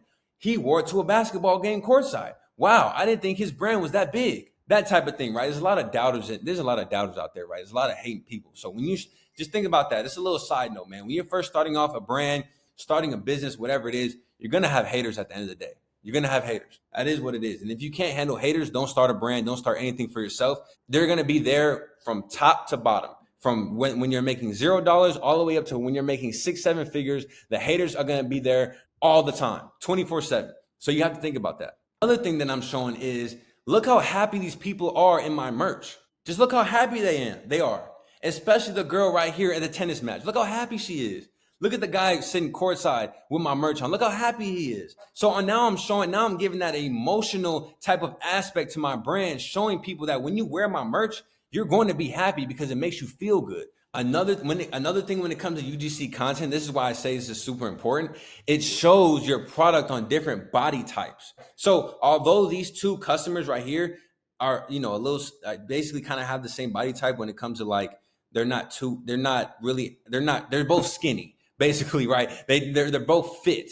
When you have that UGC content and you have that content of your customers and supporters wearing your merch, now you're showing people other different type of body types are wearing your merch, right? So I have other photos of kind of bigger people, that are maybe got a little more weight on them or a little more muscular, still wearing my brand. So now I'm targeting people with different body types, right? I'm targeting people with different body types to also wear my merch. I'm not only targeting one type of body type, whether it's fit, whether it's a little bigger or whatever it is. I'm targeting every single type of body type. All right. So that's what you have to think about when it comes to that UGC content, right?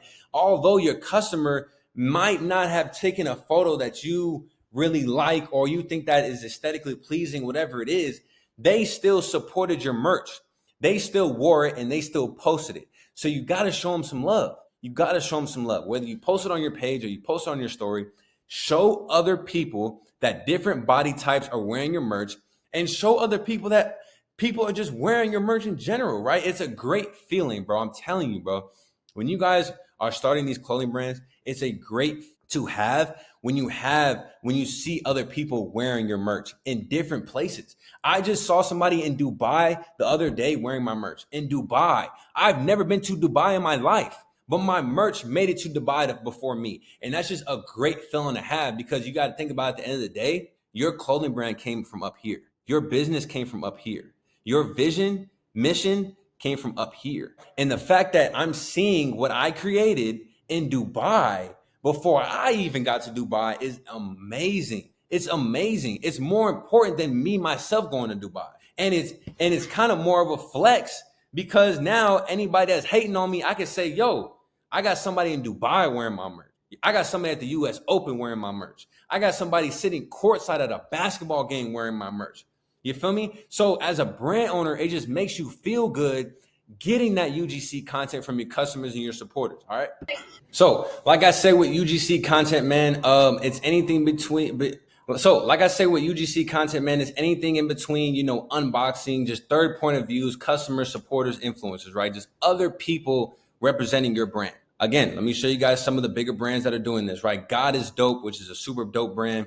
As you can see, this is not a video that I can play, but this was actually one of their supporters wearing their merch and simply doing like a 360 type of get ready with me type of video, right? So great UGC content. Great UGC content because as a new customer, I'm seeing someone else wearing it, styling it, and it's a whole different type of style. Look at the pants she has on, matching it up with the God is Dope tee, right? So shows people that look at the versatility that this one t-shirt has that you can wear with all type of different fits. Now let's talk about unboxings, right? Some customers that order from your website or from your brand, they might be on TikTok and they might do an unboxing of your clothing, right? So as you can see, this is actually one of the brands that I did an unboxing for. They used that UGC content and posted it on their Instagram Reels, right? So this is basically me just unboxing their product, talking about their product. And I know a lot of you guys are probably watching this video right now and wondering, how do I get my customer to do this? How do I get my customer to do an unboxing?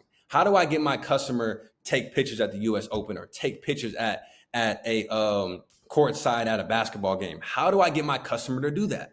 What if they just buy and wear it and never give me any content? This is why you have to implement being a brand, all right? Branding is so important. You want to make sure, right? Branding is so important, like I said. Now, I know you guys are wondering, how do I get my customers to even take photos or even take content, right? So this is actually an old example that I'm using right now. This is actually an old example that I'm using right now for my brand. But this is what I want to recommend to you guys, right? You want to get some type of postcard made, right? Go to your local Staples, go to your local print shop and get some postcards made. This size, don't got to be super big, right?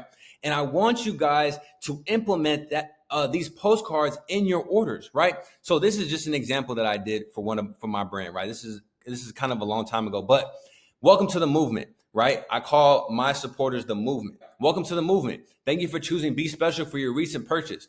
We greatly appreciate your support and trust in our brand. As a token of gratitude, we are delighted to offer a special discount for 10% off on your next order. This is the type of postcard you want to put in your orders, simply because one, we're giving them a discount, right? They just ordered from our brand. We appreciate their support. Now we're going to give you a special discount. We're telling them we greatly appreciate your support and trust in the brand. They pulled out their credit card to spend their hard-earned money with your brand. So you got to show them some type of appreciation. Yeah, I know you're giving them the product. If you give them a little bit of extra, I promise you, they are going to be a returning and loyal customer. So let's go back to the marketing aspect of it, right? How do we get these people to actually take photos in your merch and actually, produce some type of unboxing content, whatever it is, right? Within postcard right here. Now it's not updated, like I said. Within this postcard, you want to say something like, hey, tag us in your photos. Right? Whenever you wear our merch, tag us in your photos at whatever your brand name is, right? Mine is Be Special TM. So, hey, tag us in your photos at Be Special TM to be featured on our page, right? So now we're giving them an incentive, right? That part, editor, scratch that part. In this postcard, you want to say something like, tag us in your photos. When you wear our merch, tag us in your photos so you can be featured on our page. Tag us in our photos and we'll give you a $10 gift card. Give them some type of incentive for them to post content in your merch, right? That's just how it has to be as a business, as a brand, all right? Especially a new brand, right? When you want to have content, when you want to have that content within your customers, you have to give them some type of incentive to go out and make that content, right? Some people just buy clothes and be fly. Some people just buy clothes, be fly, don't take any pictures, don't take any video. I know a lot of people like that, right? And that's perfectly fine.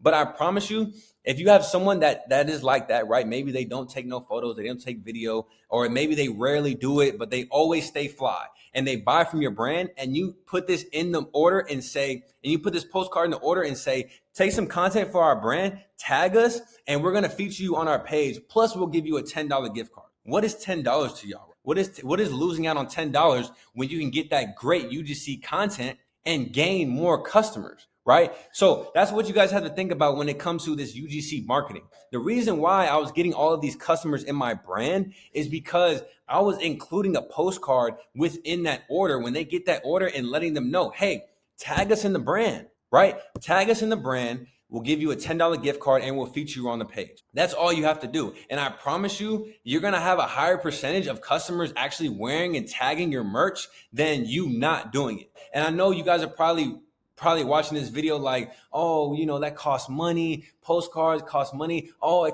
it's time. Maybe I got to put in every order. Like, boy, stop. You're a business owner at the end of the day, right? And I know a lot of you guys are doing this on your own. That's fine. I started off doing this on my own as well, but look where I am now. I never had that mentality where it was like, I'm by myself. I can only do so much. Boom, boom, boom. I worked hard. And I worked so hard where sometimes I would strain myself. My mom would tell me, get away from the computer. Just stop working for a little bit. Go outside.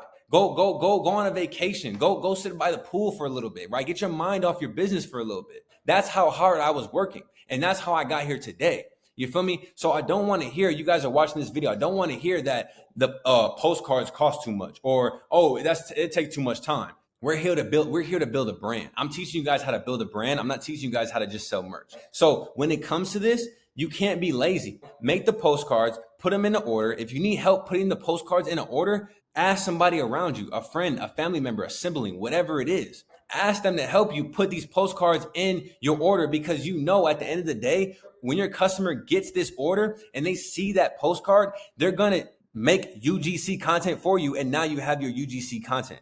You feel me? So that's basically what it is.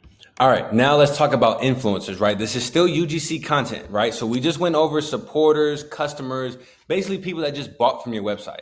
But now let's talk about influencers. And now we will get into the influencer marketing aspect of it, but influencers are still UGC content. Influencers just make your brand a little bit better when it comes to sending out merch. Now, a customer might take, a photo and it's not really aesthetically pleasing. So you want to send it to influencers to make your brand look good. So as you can see, I have one influencer here. His name is Girl That's Shane. Now I'm giving you guys these influencers. If you want to use them, you can. It's up to you. Shout out to Shane, man. My guy, he had my Be Special jersey on, right? Went crazy. You see the kicks, you see the pants, you see the background, went super crazy. The reason why this is UGC content is because, again, he's an influencer, just a third POV, right? Somebody else in the brand, right? So any influencer marketing is considered UGC content. This is something also that you guys want to attack when it comes to this, because influencers is really what's going to make your brand really pop organically. All right. And then we're talking organically. All right. Influencer marketing is really, really important, like super important, because like I said earlier in the course, it's a monkey see, monkey do generation. Right. So when their audience sees them wearing a certain piece from your brand or certain merchandise, they're going to want to buy that merchandise simply because the influencer is wearing the merchandise and they influence their audience to be like them. Their audience wants to be like them, period, point blank. So whatever they wear, whatever they eat, whatever their audience wants to do as well, because they are an influencer. Same thing with this photo right here. Shout out to Lay, one of my influencers as well. As you can see, she's at Art Basel in Miami with my hoodie on. You feel me? Crazy fit, rhinestone pants with the Timbs, grills, hat, glasses, went crazy with the fit. You feel me? Another influencer. As you can see, look at her caption. It says use code BIGLAY10 for 10% off your order. So when you're doing this influencer content, you want to make sure your influencer has a discount code for your merch so that their audience can buy with a discount, with their discount code, right? Into that more when it comes to the influencer marketing aspect of this video. Let's get away from my brand. As I told you guys, I will be giving you examples of my brand, but let's get away from my brand. All right, let's talk about these other brands. Mia Khalifa. As you can see, she has an influencer named Natasha. I don't know the last name, but in her beanie, right? She reposted the photos of this influencer in her beanie. Crazy picture. Love the photo. Slaying on the ground, on a suitcase, just aesthetically pleasing. She got a crazy fit on. UGC content. This is Shane, as you can see, and another brand that he's representing as well, making the fit pop. So if those pants are my brand, he just made my pants look so crazy. You feel me? Made my pants look so good because he has the beanie to match. He got the hoodie to match. The shoes match the hoodie. You feel me? The bag contrasts the pants. And then the background is okay, but it made the fit really pop. So he didn't really need to go crazy with the background. Influencer marketing, man. This is all influencer marketing, as you know, and as you can see, these posts are getting really good engagement when it comes to likes and comments because it's an influencer at the end of the day, right? When you're reposting a customer, it's a little different because the customer might not have motion,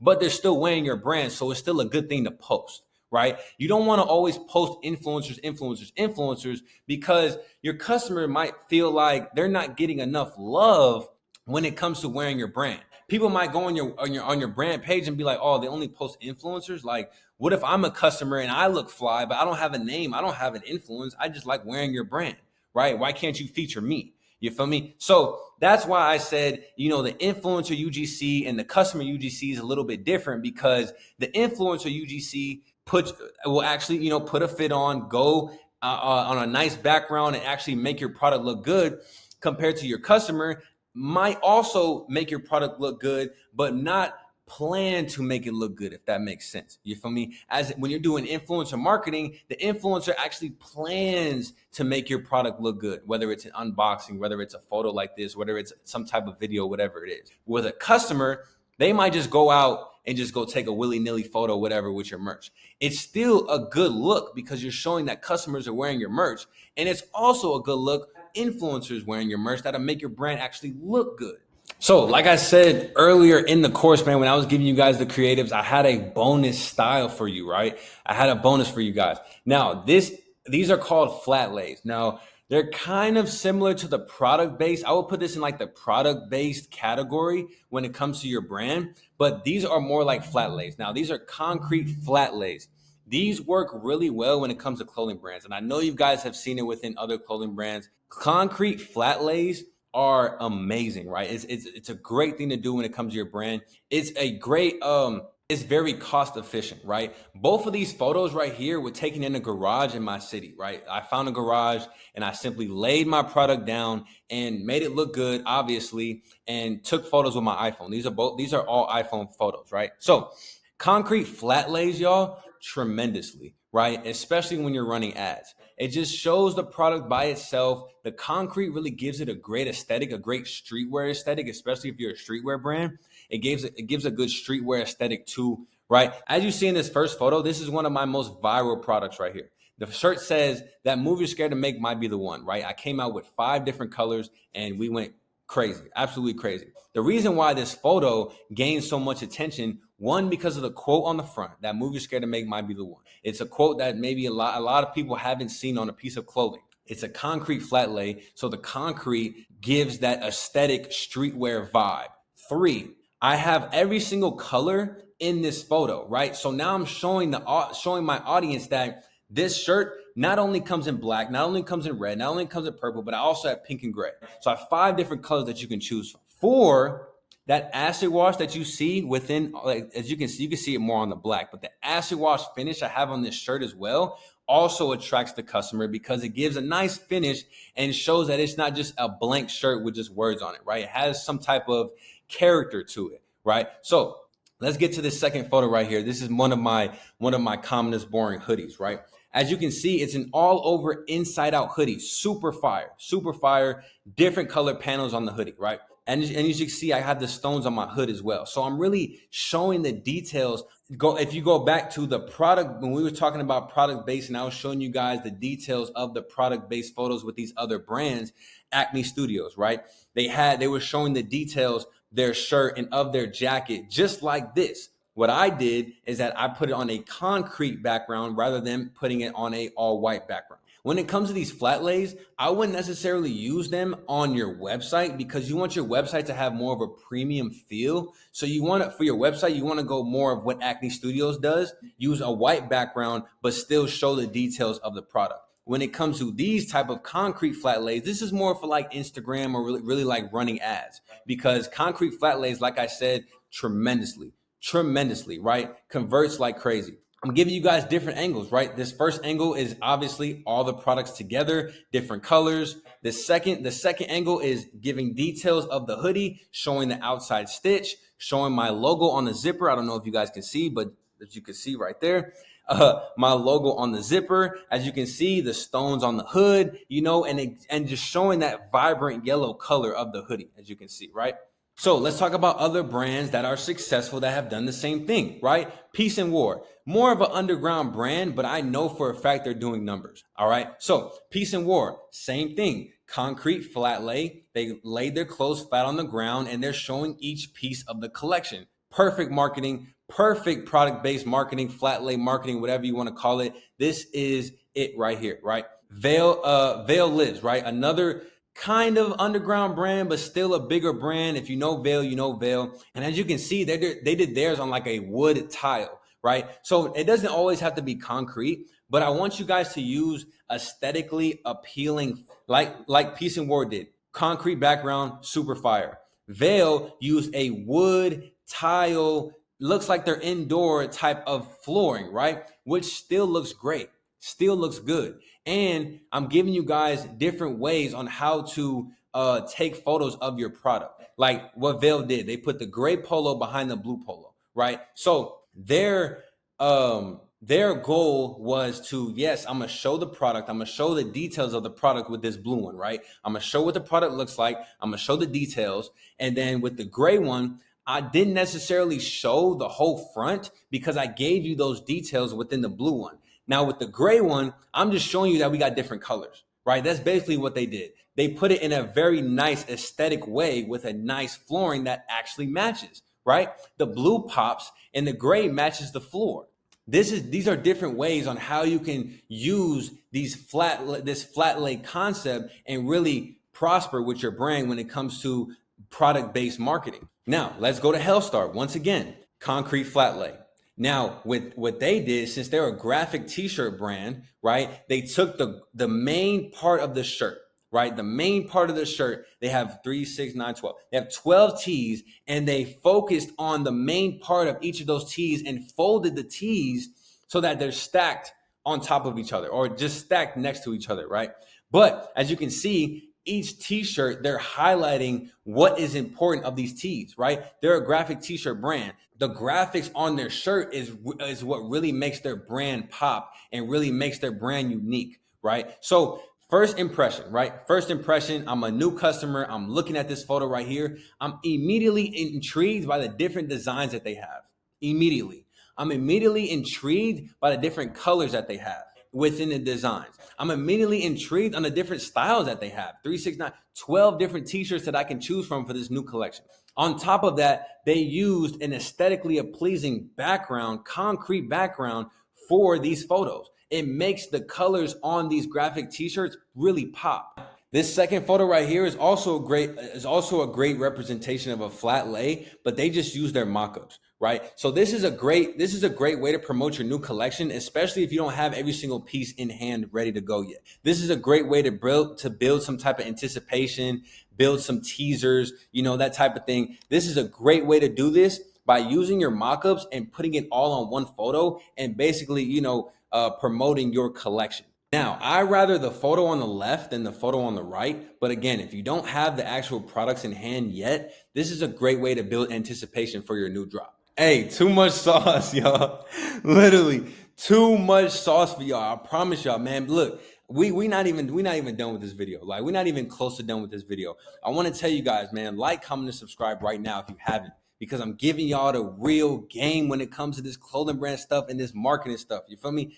Let's get to it. You dig? Let's get to it, man. Those are the 4, really 5 types of creatives, types of content that you want to use for your clothing brand. Really simple. You go out there and I feel like this specific aspect right here to this course is really like the legwork of it, right? This is the legwork of really the marketing aspect for your clothing brand, right? If you're not willing to do this type of content and not to go outside and make this type of content, I don't know what to tell you guys at the end of the day. I don't know what to tell you guys, because if you're not willing to do this, you're not willing to really prosper with your brand and make money, because at the end of the day, The creatives, the content is what's gonna make it sell, right? The product also, right? We talked about that. The product as well. The content has to be just as good as the product. That's if you want longevity when it comes to your clothing brand. Now let's talk about manufacturer marketing. I feel like a lot of brand owners are not talking about this. Manufacturer marketing.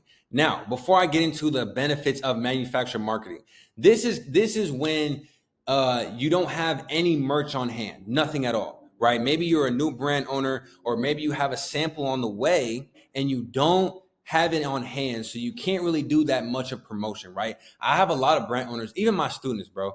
Even my students, they'll be like, "Oh, my sample's on the way. I have nothing to do." You have something to do, and one of those things is manufacturer marketing, right? So again, this is when you don't have the product in hand at all, right? You're waiting for the sample, whatever it is, and you just don't have the product on hand. In order to keep that anticipation, keep that demand for the product, you want to use manufacturer marketing. Now, let me just give you guys simply just some benefits of manufacturer marketing, kind of like just a gist of what it is, including some examples, right? Number one, it's cost effective, right? Cost effective promotion. Utilizing the manufacturer's existing content, product specifications, visuals, videos reduces the need for creating new promotional materials, saving time and money. This is when you're waiting for your sample. Obviously, when your sample comes in, you don't have to worry about the manufacturer marketing, right? Don't even worry about it. When you're waiting for your sample, though, it is very cost efficient, right? It's very cost effective when doing this type of promotion, because the content is coming from the manufacturer, and the manufacturer sends it to you and it's completely free. You feel me? So number two, faster time to market, right? You can promote your product even before the sample is finalized, ensuring that customers are aware of your offering early on. So just like I said, right? You can keep that anticipation, keep that demand by simply using this manufacturer marketing and pretty much letting people know, like, look, I got some heat on the way. I got a fire product on the way. Y'all stay tuned, type of thing. You feel me? Like I said, number three, man, it builds anticipation. All right. Pre-marketing with manufacturer provided content helps create buzz and anticipation for the product. It also allows you to engage customer interest and gather pre-orders, right? So honestly, if you want to gather pre-orders while using manufacturer marketing, go ahead. I don't really recommend it, just for the simple fact that when it comes to manufacturer marketing, their quality of content isn't always as good as yours, right? They don't have the most updated iPhone. They don't have the most updated camera. So the quality of their content might not be as good as how you would do it. So I wouldn't really use it to gather pre-orders. Now you probably could get a couple pre-orders with manufacturer marketing, but really I want you guys to really use it just to gauge that customer interest and really create that buzz and anticipation. One would be better product understanding, right? Detailed documentation, photos and videos from the manufacturer, ensuring accurate representation of the product, helping customers make informed decisions. You want to better product understanding. Basically, having the customer understand that, look, this product is being made in good hands. It's cut and sewn. It's hand stitched. Whatever it is, you really want to emphasize that within your manufacturer marketing. Now let's talk about brand alignment, right? Manufacturer marketing materials often showcase the brand's best features, aligning with their expertise and the standards that they adhere to, right? When it comes to brand alignment, like I showed you guys, when it came to the content, right? When I took a concrete flat lay of my hoodie, right? And I had my logo on the zipper, right? So that might be something that you want to kind of showcase when it comes to the manufacturer marketing. So you want to tell your manufacturer, hey, this is a big piece of my product and I really want to showcase this. So when you're putting the zipper on my hoodie, I want you to send me a photo or a video of you applying the zipper to my hoodie, so I can show people that there's a logo on my zipper, right? Showing the quality of that zipper, type of thing, right? So even if maybe you have a pair of shorts that have some type of crazy, unique aspect to them, right? You want to tell your manufacturer, during this process, I want you to send me photos and videos of this process, because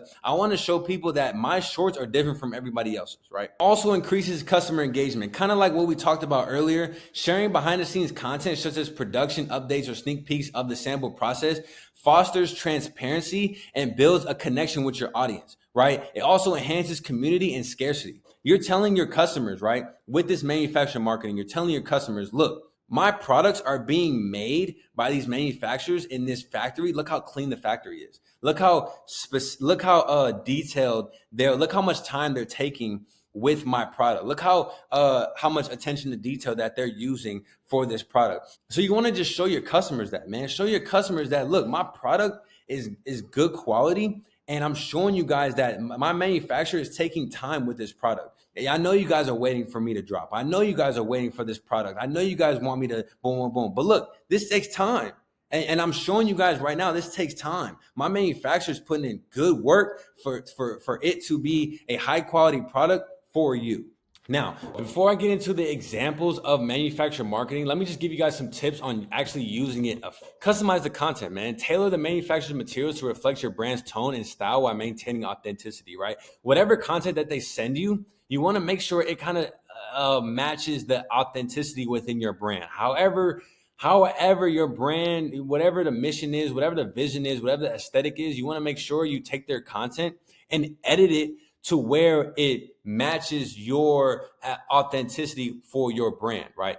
Next one would be highlight unique selling points, right? Emphasize features that resonate with most within your target audience. If you're a motivational brand, if you're a motivational brand, right, and maybe you're getting a quote, maybe you're putting a quote on one of your pieces, whatever it is, you want to make sure you highlight that as a unique selling point, right? If you have a motivational brand, you have an audience that resonates with motivation. So you want to tell your manufacturer, if you're getting a quote on your shirt or whatever it is, you want to tell your manufacturer, send you some content of that being made so you can show your audience. Provide context, add commentary or stories that relate to the product to your audience needs or interests, right? Perfect example. If you're getting a hoodie made and maybe it has satin inside of the hoodie, right? Satin inside of the hood, a satin material inside of the hood. You want to add some commentary and say, my hair would always get messed up when I had regular hoodies on. But now, hey, look, guys, I made a hoodie with satin on the inside to protect your hair.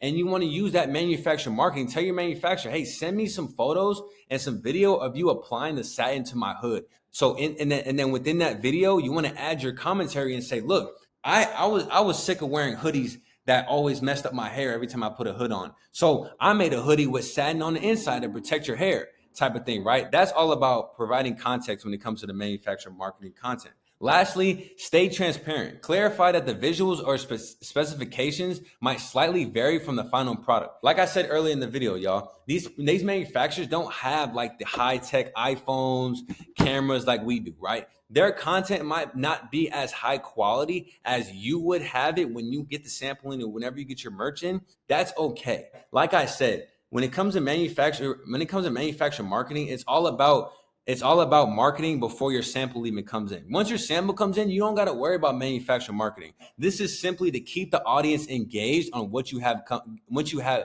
This is simply about keeping the audience engaged on what you have going on. Let me give you guys just some quick examples of manufacturer marketing that I've done for my brand, right? As you can see, right here on the left, right? This is a story that I posted on my brand page, and I say, CIB sets shipped this week. We also added belt loops, right? So I'm letting people know, one, my sweatsuits are shipping this week. Two, I added belt loops to my sweats, right? So like I said earlier in the video, providing unique selling tips within my brand. This is a unique selling tip. I added belt loops to my sweatsuit, right? To my sweatpants. You don't see that every day, right? So I told my manufacturer, send me a photo of the belt loops on the pants so I can show people how unique, right? How unique my product is from every other brand because I added belt loops to my sweatpants. Now let's talk about this second photo. All common is boring sets will feature logo on the zipper. Like I said earlier in the video, I told my manufacturer, send me a photo or a video, the logo zipper, so I can show people that, look, this is quality. I'm all about branding. When you get my hoodie in the mail, my brand logo is going to be on that zipper. So whenever you look down or you zip up your hoodie, you're going to see my logo, right? Just showing people the different aspects and the different details of my product. Like I said, manufacturers don't have the best quality content. This isn't bad, especially for a story post. This is not bad. It's definitely gets the job done. Now, don't get me wrong. It's not in the best quality, but it still gets the job done, right? I'm still showing people that I got belt loops on my sweats and they can see that. And I'm still showing people that I have my brand logo on the zipper and they can see that. Now I'm keeping the anticipation, I'm keeping the demand, I'm keeping the scarcity within my brand, within my merch, and I'm giving that incentive that, look, when you buy my sets, you're gonna get belt loops on your sweatpants. When you buy my hoodie, you're gonna get a logo zipper on the hood type of thing. You feel me? Really emphasizing the key points to my product before the sample comes in. Like I said, this is before the sample comes in. This is not when you already have the merch in hand. Right? When you have the merch in hand, you don't have to worry about manufacturer marketing. Now, let's talk about just some organic marketing. All right. Now, I know we've been talking about that a little bit, during this course, but let's just talk about, when it comes to actually posting the content. Let's talk about this TikTok strategy, man, just going viral, using trending sounds and hashtags to maximize visibility, right? Participate in challenges relevant to your brand aesthetic and create relatable behind the scenes or storytelling content. TikTok is very tricky. And don't get me wrong, for me, for my brand, I wasn't a TikTok brand. And when I say a TikTok brand, I didn't blow up off of TikTok. I blew up off Instagram. Like I said, TikTok could be challenging, man. They really pick who they want to win. But at the end of the day, it's a great app to have when it comes to trial and error. TikTok, you can post all day. You can post all day, 2-3 times a day, mainly to maintain consistency and maximum reach. Use trending sounds and hashtags, man. Look up hashtag clothing brand, filter it, and look up the viral TikToks within the last month and use those sounds and hashtags for your brand. Do your marketing research, man. Observe what other similar brands or competitors are doing successfully and literally replicate that, right? Just use your own product or use your own story. Just replicate what these bigger brands are doing, all right? Analyze viral videos for patterns, length, format, and humor. That's basically what the TikTok strategy is all about. Now, I know you guys are probably wondering, well, how do I go viral? Now it's all about your marketing research and looking at, all right, within your niche. What is winning within your niche? You want to find what's winning within your niche and literally copy it. I don't know how else to say it. Copy that. You take your product, you take your story, right? You don't want to copy it word for word. Take your product, take your story, and use the same concept that these other brands are using. Now, we're going to get into some examples as well. So don't get discouraged. When it comes to the Instagram strategy, right? You want to attack reels like crazy. Attack reels. Literally attack reels. Reels should be posted every other day, focusing on high quality visuals and engaging. The different types of content you want to do is just showcasing outfit ideas, styling tips, or even transformations to attract attention, right? So I know a lot of brand owners or a lot of brands, they'll attract your attention first in like the first 3 to 5 seconds and then show or some brands will just give you guys outfit ideas. They'll do like get ready with me's, or they'll do like styling tips. Okay, you can take our shirt and style it with this hat and these pants and these shoes. You want to find how you can emotionally connect with the consumer so that they can engage within your brand. They can engage with your video. That's how you get more views, is by connecting to the consumer. Using trending audio to increase discoverability, right? So we just talked about that within the TikTok strategy. Using trending sounds that will boost your video, all right? A content focus that you can have is mix professional looking content with authentic behind the scenes footage. So engage followers with polls, Q&As, and interactive stories. Connect with the consumer or the viewer emotionally. How can this viewer watch your video and take something from it? All right. What are they going to take? That's how you got to think about your content when it comes to Instagram. Giving you guys some general tips, man. Start with TikTok and Instagram as primary platforms for organic growth. Don't worry about other platforms until you establish a strong presence on these 2 platforms, because Instagram and TikTok is what's really going to boost your brand in an organic way, right? Don't worry about Pinterest. Don't worry about Twitter. Don't worry about all those other apps, man. Worry about Instagram and TikTok first, all right? You want to track analytics regularly to see what content resonates with your audience, right? So like I said, trial and error. That's what it has to be when it comes to owning a brand, just in general, right? Even when it comes to really creating it comes with trial and error, right? You might create a product that you think is fire, but you give it out to the public or you show the public and they're like, oh, that's not it. That type of thing. So all of this is trial and error, y'all. Like literally this whole course is trial and error. I don't know what's going to work for you until you try it for yourself. All right. So that's what it has to be. And when you're trying things, you have to be a numbers person as well and really look at the analytics and see what's working and see what's not. So let me give you guys just a quick example of one of my students that went viral off of one of her TikToks. Super fire mohair sweater, man. Super fire. And as you can see, look what she started off with. Who wants one? Let me know. Right? So instantly you want to know what she's talking about, right? So that's what keeps me engaged with this video, right? So she first goes off with who wants one, let me know. And then she gives detailed frames of the actual product as a flat lay, right? Really showing the details, showing the inside of the sweater. Because maybe I'm looking at the sweater and I'm like, oh, you got the fur on in the front. I mean, you got the fur on the outside, but maybe maybe the inside got fur too, or like, what does the inside look like? She's showing you what the inside looks like, right?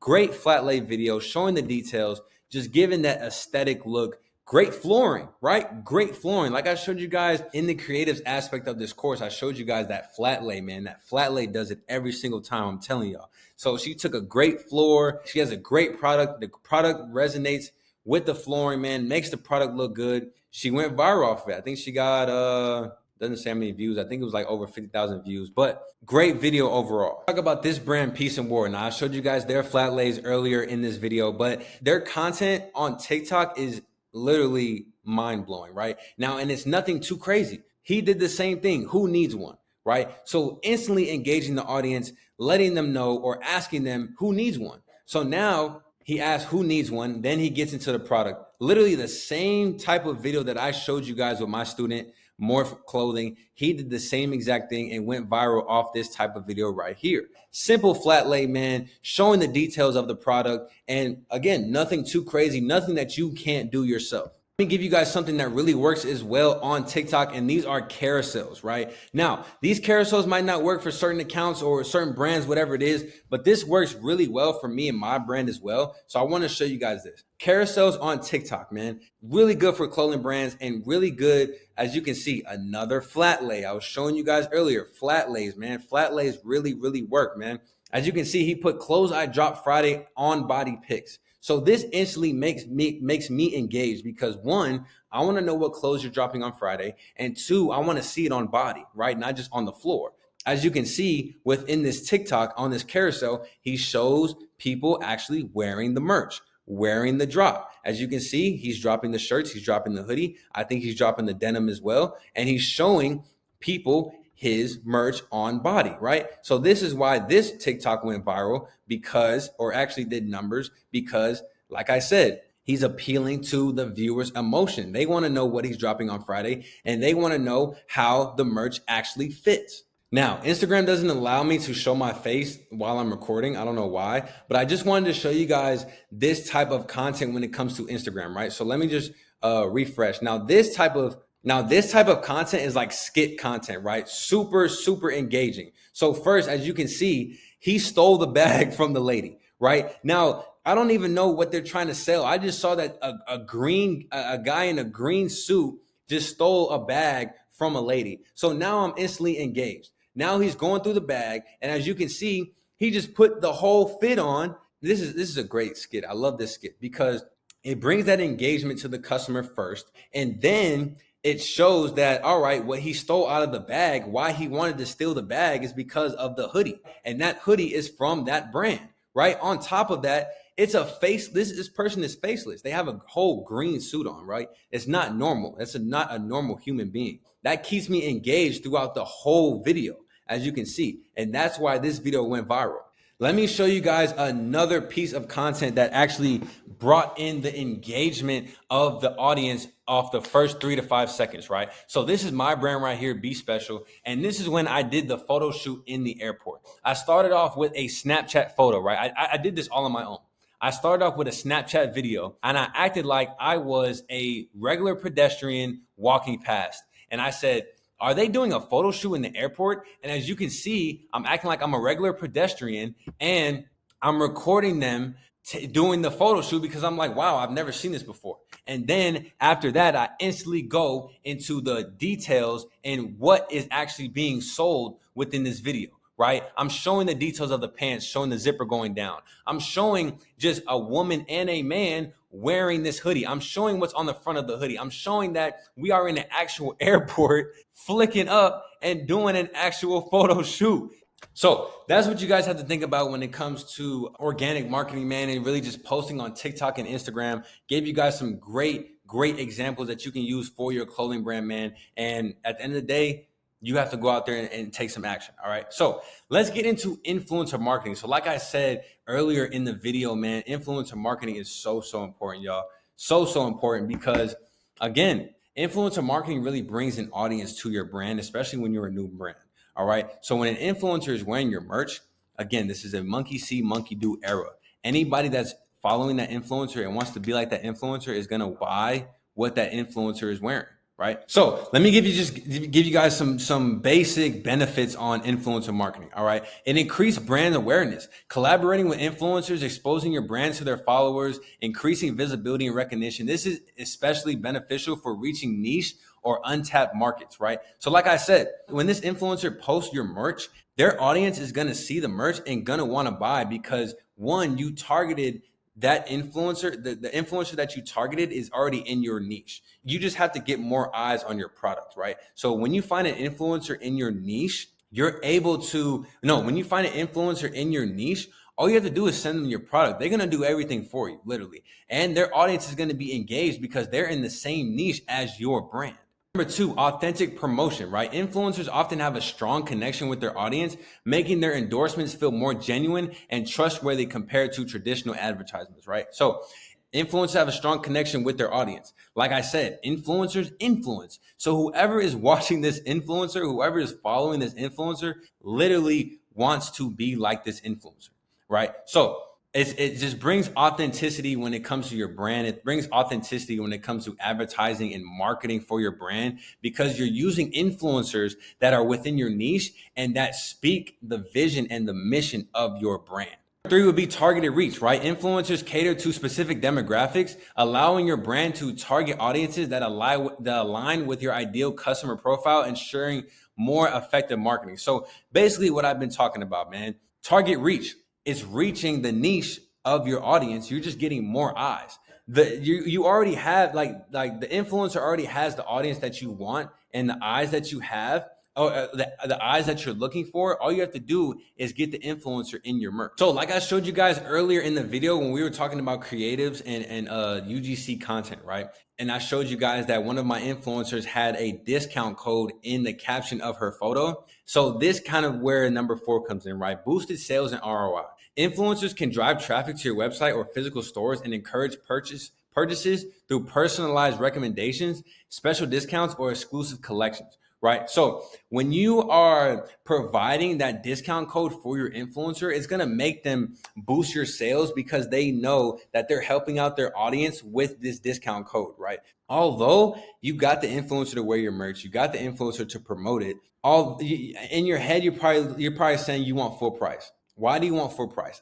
In my opinion, the customer is more important than you trying to get full price. So give that influencer a discount code, a custom discount. As you've seen, Lay, one of my influencers, I gave her a discount code, Big Lay 10. Personal discount code, their audience could use it, and everybody is happy. Number 5, enhanced content creation, right? So partnering with influencers provides high quality, user-generated content that can be repurposed for your brand's social media, website, and advertising campaigns, right? Using influencers within your niche are going to just enhance your content all in general because that influencer is in your niche and this is what you want for your brand. This is the message and vision for your brand. This influencer represents your, right? So when you partner with these influencers, man, it really brings that brand identity and it really brings that out because you're showing people that influencers in your niche that represent your vision as a new brand or even as a startup brand, this influencer is wearing it because they represent what we represent. So let me just give you guys some examples of influencer marketing and how I get my influencers and celebrities in my merch. As you can see right here, even when I showed you guys kind of earlier in the video, first photo. And, before I even get into this, man, before I even get into how I really got a lot of these celebrities with my merch, I'm going to tell you guys right now, you have to get outside. All right. You have to get outside and really get yourself out there. Being online, being behind the computer screen, being behind the phone is not going to get celebrities like this in your merch. You have to get outside and you have to find where these celebrities are. right? So if they have a concert, if they have an event going on in your city, go to those events and get them the merch. Oh, I don't know how to get them the merch. I don't know the celebrity. I don't know anyone around the celebrity. I don't even know how to get to them. I'm gonna show you guys a video on my TikTok, right? I'm gonna show you guys a video on my TikTok. I'm gonna show you guys right after I explain these 3 photos right here. I'm gonna show you guys a video on my TikTok. Or even, you know what? I'm not gonna show you guys. All I want you guys to do is follow my TikTok. The link gonna be in the description. Go to one of my pinned videos, and I have a video. It hit almost 50K views of me throwing a shirt. Literally, I promise you, I can't make this up. Go to my TikTok right now. Can't make this up. Pause this video, go to my TikTok. I have a shirt from my brand. It was a couple years ago.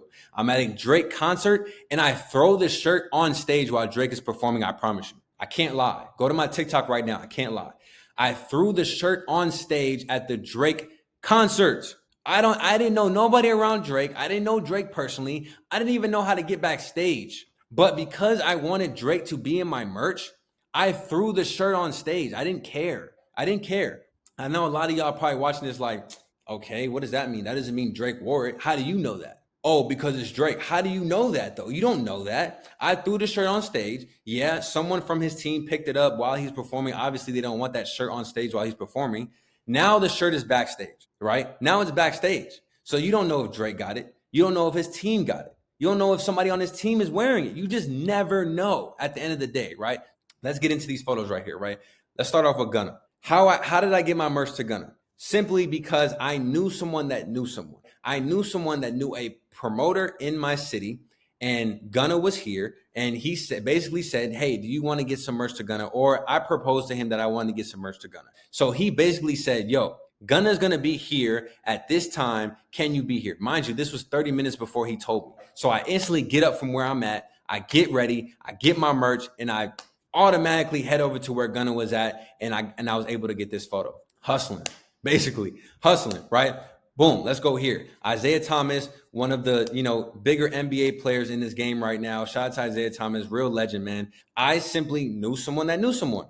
And at the end of the day, y'all, when you guys are own a brand, you guys own a business, it's all about networking at the end of the day, because you never know who knows who. I was simply at a Phoenix Suns game, man. And at the time, Isaiah Thomas was playing for the Suns, and I knew someone that can get me backstage, and I was able to simply get Isaiah Thomas the merch. Simple as that. I saw him coming out of the tunnel. I said, hey, Isaiah, look, yo, I got some merch for my brand. Boom, boom, boom. He's a huge Kobe fan. So I knew that he would love this hoodie right here. We took a photo, and that was it. Boom. Let's go to number 3. Now, number 3 is a little bit different. Number 3, I had like I said earlier in the video, I did a collab with SneakerCon. I set up a pop-up shop at SneakerCon LA 2024 summer, right? June 2024. DK Metcalf walked into the building and basically was just at SneakerCon. SneakerCon was filming him. He was, going to different booths, all type of stuff, right? He didn't know nothing about my brand. He didn't know nothing about me.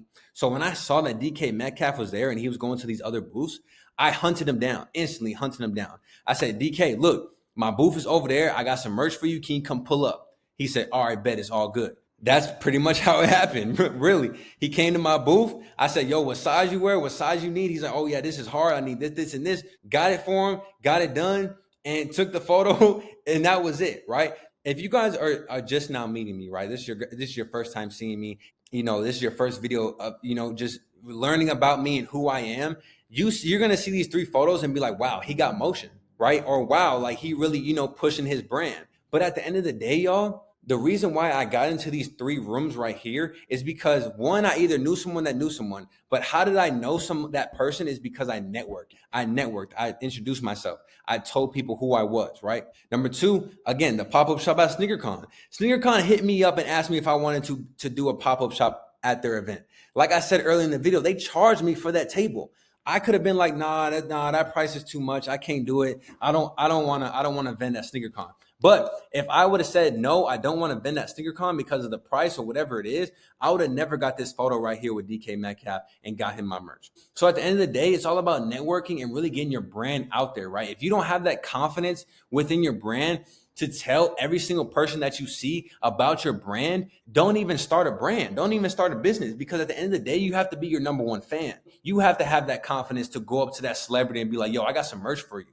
Whether you like it or not, I got some merch for you. Whether you wear it or not, I got some merch for you, right? And it's just At the end of the day, it's just a risk you got to take. I don't know if these celebrities are going to wear it. I never know if they're going to wear it. The fact that I took a photo with this celebrity with the merch in hand, it just looks really good. It looks good, me personally, as a brand owner. Let's go to the next slide. Again, like I said earlier in the video, Soulja Boy, one of my first viral moments with my brand, took a photo with him, and like I said earlier in the video, he wore it the same day, right? PJ Tucker, this was actually a crazy story. So I actually had a pop-up shop in my city, right? This is when I'm at this point right now, I've already done 6 figures with my brand, but I was still doing pop-up shops in my city. So I had a pop-up shop actually at a club. It was like a club, like a little lounge. And I had a pop-up shop there. Turns out PJ Tucker is next door at the next club having a drink or having food with his friends type of thing, right? So I'm like, oh, snap. Grab merch, right? I instantly grabbed the merch. I walked next door. This photo came about. Literally, I said, PJ, look, I got this hoodie from my brand. I want to get it to you.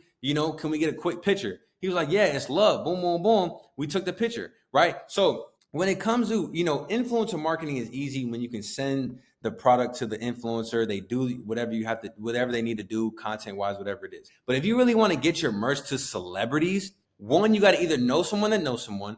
2, you have to network. And 3, you have to hustle. If you're not good at marketing and you're not good at everything else, you need to be able to be good at hustling.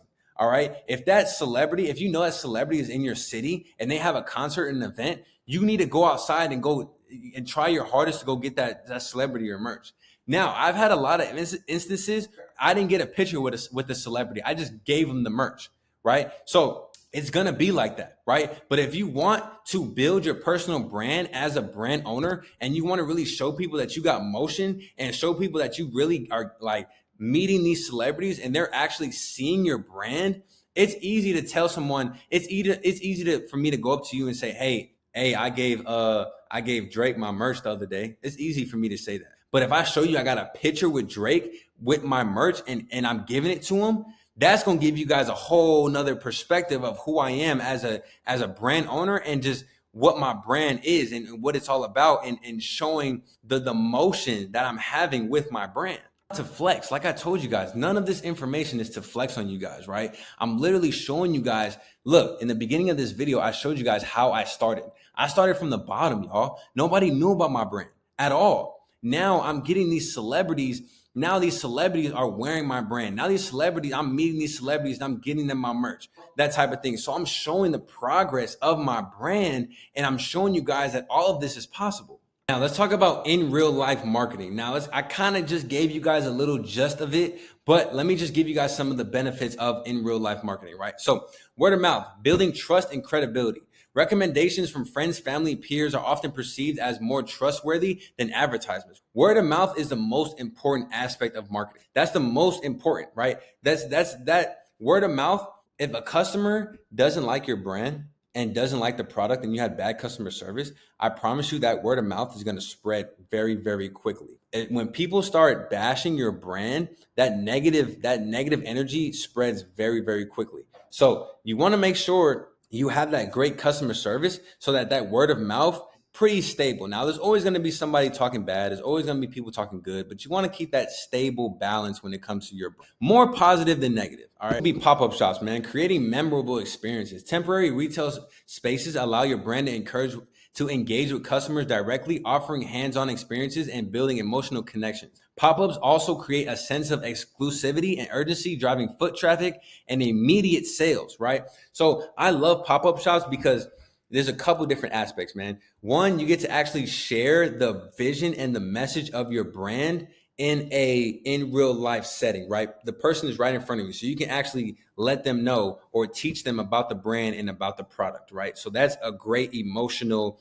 aspect that you can have when it comes to a pop-up shop. Number 2, shops also bring like impulsive buying, right? So you can literally at a pop-up shop, you can literally tell the customer, look, I have this on hand. We're not restocking. I don't know if this is going to be here when you get back. Because sometimes customers will be like, I'm going to come back.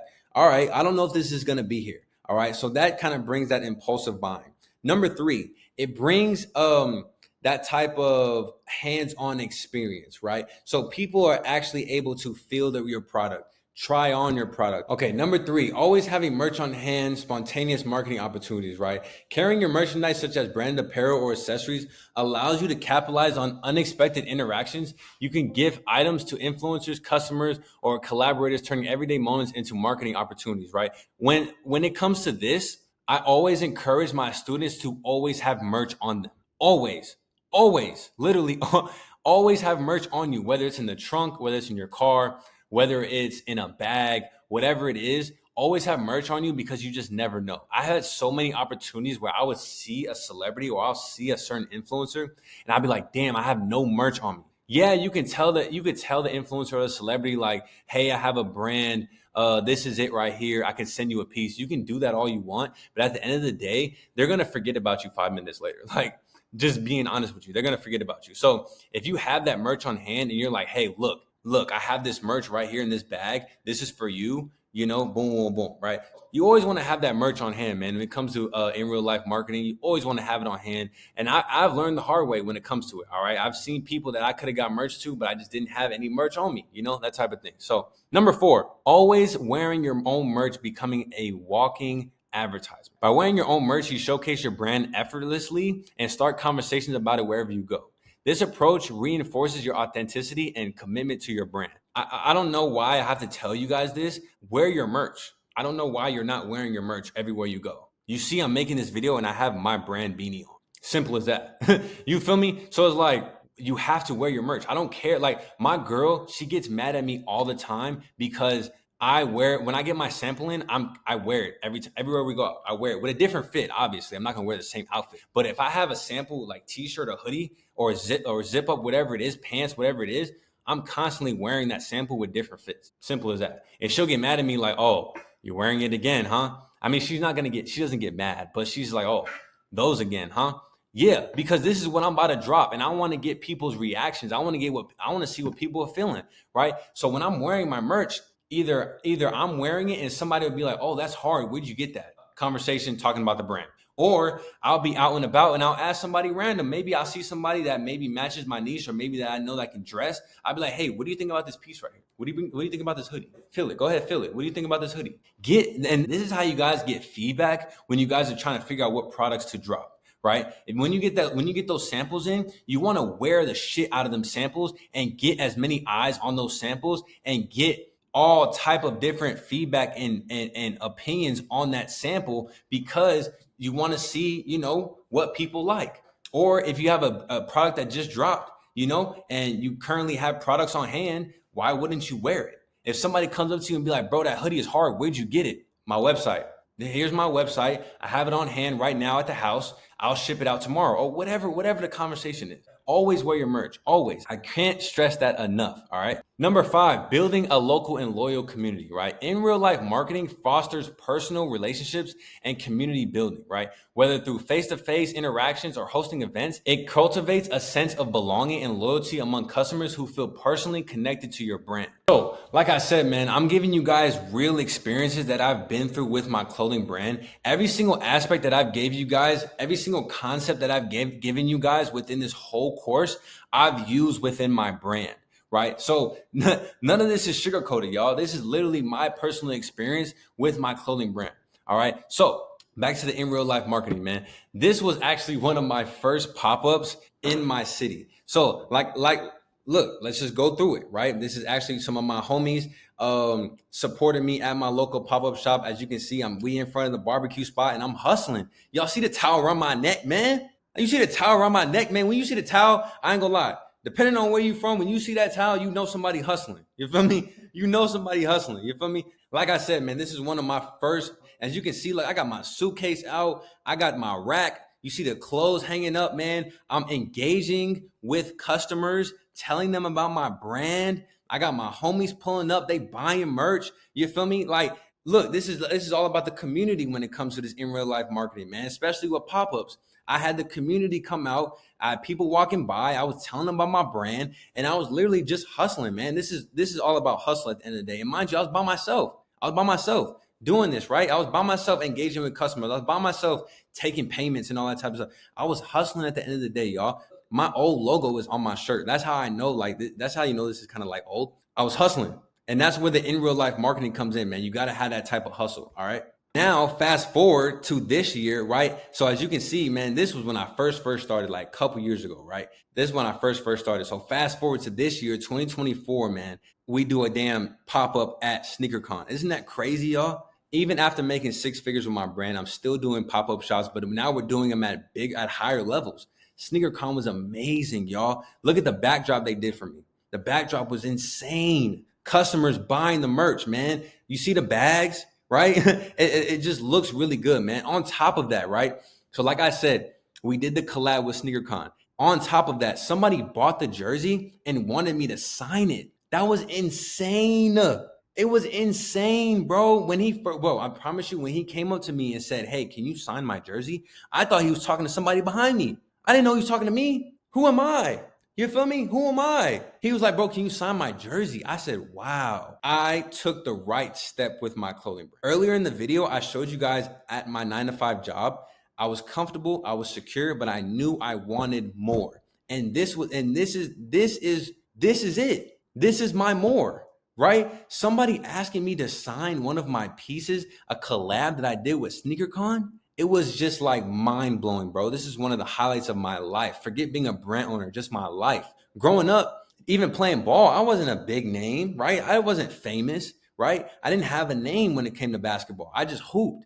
So the fact that somebody asked me to sign something of theirs for my brand rather than hooping, something I've been doing all my life, was just like mind boggling, bro. It was mind boggling. And this is when I say that this in real life marketing really builds a community, because he doesn't even know me from a can of paint and he wanted me to sign his jersey. So now we have a personal connection, right? Now we have that personal relationship. Damn, bro, I want to know who you are because you wanted me to sign your jersey. Like, just tell me a little bit about yourself, right? So it kind of just builds that relationship, man, builds that. As you can see, we got people buying the merch, man, taking photos in front of the banner. It's just a great feeling at those pop-up shops and doing that in real life marketing. Here's another photo of one of my other pop-ups. As you can see, again, hustling. That's all it is. It's just hustling. That's all at the end of the day, man. Got the racks, got my merch on the racks, man. Hats on the table, nice banner. Got a QR code. You see the QR code right there on the table, so people can sign up for my VIP SMS list and get ready for new drops. You know, that type of thing, man. And it's a great form of marketing, man, because I feel like, especially with this generation, a lot of you guys think that you can only sell merch online and behind your phone, and that's not it. It's definitely important to go out, make content, sell online, do all that type of stuff, but this right here is real old school, man. It's a real old school way, but it works. I promise you, it works. Get outside, do some pop-ups in your city, and really engage with the customer, man. And it really builds, right? It teaches you how to be a salesman, right? When you're online does not teach you how to be a salesman. It teaches you how to make good content, good products, cool. Teaches you how to really engage the customer with your content, cool. Personally, deep down, as a character trait, it doesn't teach you how to be a salesman. Pop-up shops show you how to be a salesman, right? It shows you how when a customer is walking away and didn't buy your product and they're slowly walking away, how as a salesman, how are you going to bring that customer back to make them buy? I'm an introvert. I don't really talk to people. I'm not really social. Don't own a brand. Simple as that. Because closed mouth don't get fed, right? Closed mouth don't get fed. So if you're an introvert and you don't talk to people and you're not social, how is that going to expand your brand? Nobody is going to promote your brand as much as you do. Simple as that. I don't care who you say, your mom, your dad, siblings, friends, whatever it is.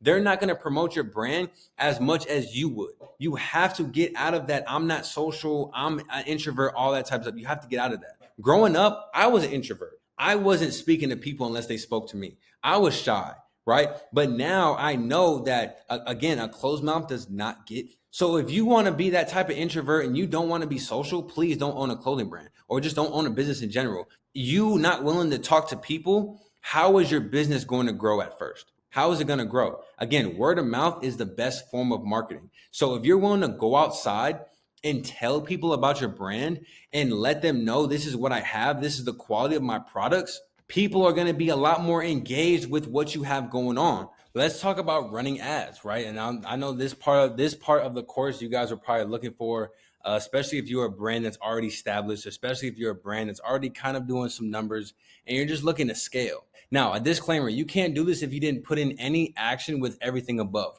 I don't want, look, if you guys are a brand that didn't put in any work with the other aspects that I showed you of marketing, don't even look at the ads. Don't even look at paid ads. Please do not look at paid ads, right? I want you guys to attack organic marketing first before you guys look into doing paid ads, right? Let me just give you guys some quick benefits on paid ad marketing, right? So number one, a wider reach.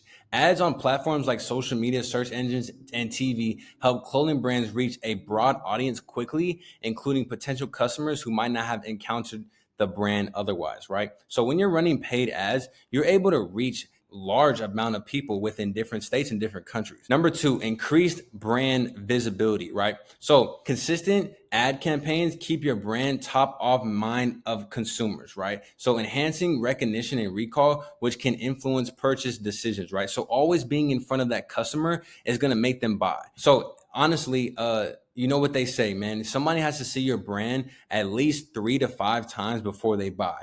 Running paid ads and always keeping that ad in front of the customer will eventually make them buy, especially when you have different types of content that you're throwing at them, right? Number three, let's talk about targeted advertising. Digital ad platforms allow brands to target specific demographics, interests, and behaviors, ensuring your ads reach the most relevant audience for your clothing line, right? So when you're running paid ads, you're able to target a certain audience. You're able to target a certain interest that relates to your brand. So if you're a streetwear brand, you're able to target streetwear people that are interested in streetwear within paid ads. If you want to target people in your city, you're able to do that within paid ads. You can target people within your city, within your demographic, within the radius of the city that you're in. Number four, sales growth. Ads drive traffic to your website or stores, encouraging purchases through promotional offers, discounts, or showcasing new collections, right? So scaling, this is where the scaling comes in, right? This is when your brand is already established. You done killed organic marketing, right? You went crazy with organic marketing. You gained an audience, you gained a community, and now you're ready to run ads, all right? So number five, scalability, man. Advertising can be scaled to fit your budget and goals, whether you're a small brand focusing on local ads or a large one aiming for international reach, right? So when you start running paid ads, you can literally target literally anyone. Whether you're a small brand or a big brand, you can literally target anyone, and you can target them with interest, destination, all that type of stuff. So many different aspects when it comes to scaling and when it comes to paid ads. All right. Again, if you are a brand just starting, please don't look at paid ads. Don't even look that way, because a lot of you guys want to start a brand and then automatically go to paid ads when you guys don't have a community. You don't have an audience. You don't have that type of credibility to where you guys got to think about it like this. When you guys are running ads, you're running ads to random people that have never seen your brand in their life.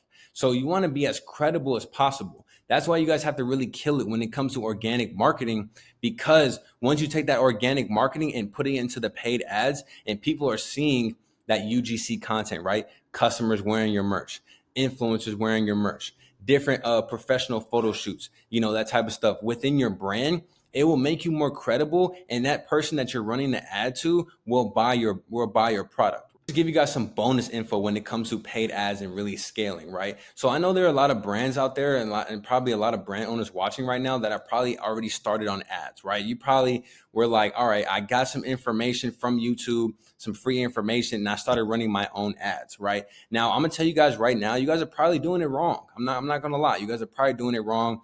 You guys are probably implementing certain strategies that you don't need to use right now, right? So the first strategy, this is what I'm going to tell you guys when it comes to paid ads. The first strategy that you want to do is run retargeting campaigns. Retargeting campaigns are basically retargeting the people that have visited your website and engaged with your social media, right? So anyone that's followed your brand, viewed your content, liked your content, commented on your content, or even just scroll through your page, you're able to retarget. Anyone that's been on your website, scrolled through your website, added a cart, initiated checkout, clicked on a product, whatever it is, that data right there, you're able to retarget that person and get a sale out of them, right? So that's where you want to start when it comes to paid ads, right? So if you're a brand owner and you know you're ready to run paid ads, this is the first campaign that you should run, retargeting campaigns. Because like I said, people have to see your brand 3 to 5 times before they even buy. So if you're able to retarget them, right? You're retargeting them. They've already seen your brand before, but once you start this retargeting campaign and you throw your brand in front of them again, it will be a more than likely that they will buy from your brand because they've already engaged, they've already seen it before, right? So that's why you have to start with retargeting campaigns, starting out running Facebook ads or any type of paid ads, because this is what's going to give you the best results starting out, because you're retargeting a warm audience. This is not a cold audience. These are people that already seen your brand, just never bought. So all you have to do is literally remind them about your brand once again, and then you're going to get that sale. All right. So create a campaign that retargets all your social media and website data, and that's how you start your paid ad journey. I just gave you guys, I don't even know how long I've been recording. I gave you guys a few hours of free marketing game when it comes to running your clothing brand. All right. So now let's talk about what you can do in terms of options after watching this video. Option 1, doing this yourself. You're on this video and you've made it this far in this video in the first place. And it was because you probably had flop drops in the past and you want to go the right way about marketing. But anyway, let's put that to the side. And let's just play you trying to figure it out for yourself. You might get a viral video or two and you might learn how to run ads and you kind of get a successful drop, and you will have tons of hiccups and mess ups along the way, right? Number 1, like I said earlier, y'all, some of you guys know how to run ads, but you're not doing it correctly. So you might be burning and crashing because you don't know how to actually run the ads correctly, strategically. You might learn how to launch an ad, but did you launch it the right way? Which leads to days, weeks, and months with time lost. It will be time expensive through all the nuisance I didn't have time to explain today, and make mistake after mistake, leading to further. This leads to you doing nothing about your brand, and you make the simple excuse that running my own clothing brand and marketing in general is just not for me, which is false, because it is for you. But you have to have the right direction and the right lead in order to become successful within your brand. Now, you might also be stuck in the cycle of watching these kinds of guides plus other YouTube videos, doing it for yourself as well. Sure, that'll work to a certain extent. Even though I genuinely put my entire heart and soul into making this as in-depth as possible, I can only go so in-depth with the nuances that depend on a case-by-case person for everyone. Once it gets to the individual and their specific case, let's say for you, you're stuck with an exact problem in our organic or SMS marketing, right? So let's just say you're stuck on an exact problem with your organic or SMS marketing. One general YouTube video can't help you, all right? There's not a video for everything. This then leads to, yes, free, but the ridiculous amount of time wasted watching these videos, sitting there and trying to figure it out yourself. Then yes, maybe you do it. Maybe you do it. And also it leads to 6 to 12 months added to your journey when you could have saved all that time. Like I said earlier in the video, man, you can take all the YouTube videos that you want. If you're figuring it out on your own and you're going the wrong direction, you're just not going to succeed when it comes to owning your clothing brand. But look, it's not your fault. I literally went through the same thing with me, wasting 2 years of my precious time I spent on my brand journey because I thought watching YouTube videos were going to save my problem. Did basically all of my other students as well, right? It's just because you don't actually have the right guidance, right? So when I first started, I didn't know there wasn't a lot of YouTube resources when it comes to owning a clothing brand. So I was doing a lot of crash out stuff, a lot of trial and error, a lot of wasted money. And a lot of my students started off like that as well before they joined my one-on-one mentorship. All right. Let me just go over some of the students that are actually in my group right now. All right. So shout out to my guy E-Man, man, doing 10K, his first 10K month with his clothing brand, man. Super fire brand called Velar. Super fire, man. Shout out to Matt. He actually did 2,200 first drop day, man, from one piece completely selling out. Super fire. Shout out to Matt. Drop going really well, almost selling out of his brand, as you can see, showing him on shipping day. Shout out to Cash Maniac, my guy, man, doing 4K in one day on Black Friday. Literally, y'all, as you can see, he said just opened the site 30 minutes ago and he's already at almost $1,100 on the day, ending the day at almost 4K in sales. See him saying my Black Friday drop went like this, man. Super, super crazy. Also, shout out to my guy, Dan. All right. With his brand, he made 1K off a pop-up shop. Get outside, set up a pop-up shop, and really engage with these customers, man. I promise you, there is money within in real life marketing, man. A couple other of my students, man. Shout out to Zach. Shout out to Victor, man, doing over $1,000 with their drop, man. And, just feeling proud about themselves, man. A lot of brand owners can't make $1,000 in one day with their clothing brand. This is another one of my students, Dave, over at Endless Venture, man. A new brand, starting up, doing over $500 within the last couple weeks with their brand. As you can see, got the first orders packed up, ready to ship. And last but not least, shout out to my guy, Tim, man, getting a huge order right here, $226 with his brand, man, doing 1K in 5 hours with his drop, y'all. So, look at that. Look at that. As I'm literally showing you guys the results of my students, I get a sale during this course, y'all. Like, you can't make it up. You literally cannot make it up, man. So like I said, I'm not here to sugarcoat you guys. I'm here to give you guys my real and personal experience when it comes to marketing my clothing brand. So let's just talk about option 2 when it comes to after watching this video. Doing this Streetwear Scholars / My Inner Circle program. It's very simple. I'll just list out what you do when you're alone versus with us. So number 1, you will have full clarity on what you need to do every day as a clothing brand owner for your marketing. Number 2, you will finally be able to hit that 10 to 30K drop in the next 3 to 6 months. Number 3, we will hand hold you through the whole process. Like I said, I will take you step by step. You will have one-on-one access to me, and I will be able to help you within your situation when it comes to owning your clothing brand. All right. Number 4, every roadblock you come to, we will literally be able to create a new road for you to use and clear that roadblock. So if you're currently watching this video and you have a roadblock to where you just can't figure something out, you will literally be able to contact me one-on-one.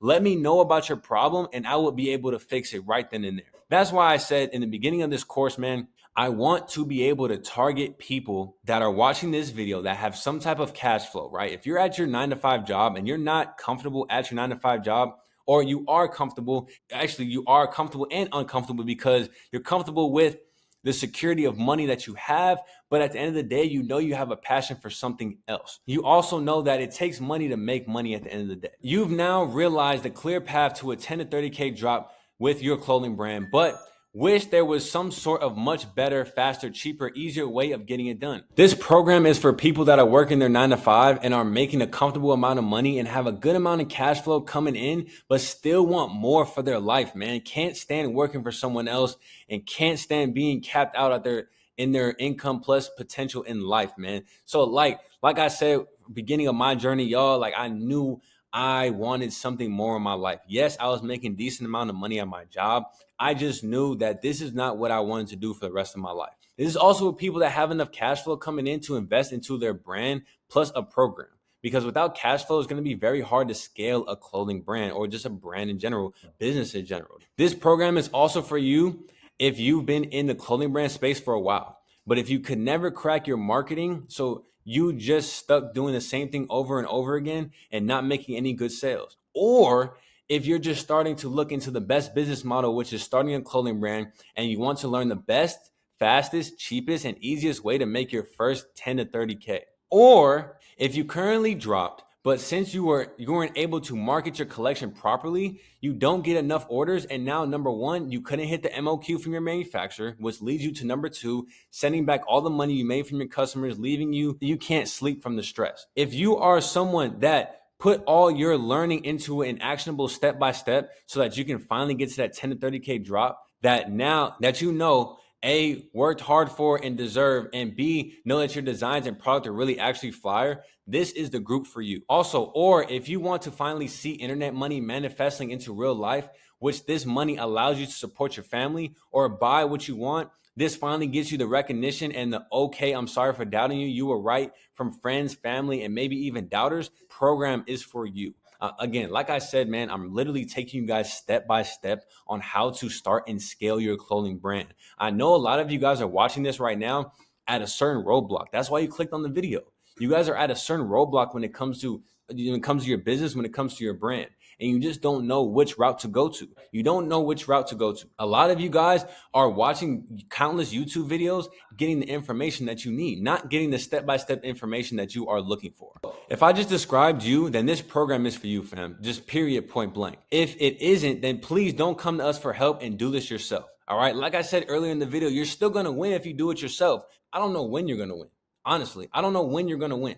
If you join our program, you will win within the next 3 to 6 months, guaranteed. But if you figure it out for yourself, you might win in the next 3 to 6 years. While someone that has invested into this program has scaled their brand in 3 to 6 months, now you're seeing them scale and you're still trying to figure out something for yourself. You're still trying to figure out the whole process by yourself. So I know you guys are probably watching like, how do I join? However, let me tell you something. Since this is such a hands-on premium experience, our team only has a certain energy for the amount of students we can take per month. So every month we're opening up 10 spots to make sure you get the best experience possible when it comes to scaling your brand. For you to take advantage of this opportunity, all you have to do is simply DM me SS on Instagram. My Instagram link is in the description. All you have to do is DM me SS. I'll tell you if you got any spots left. Also, in the meantime that I'm responding to you on Instagram, go join my free clothing brand owner Discord community. We have the best and most active group of brand owners in this space.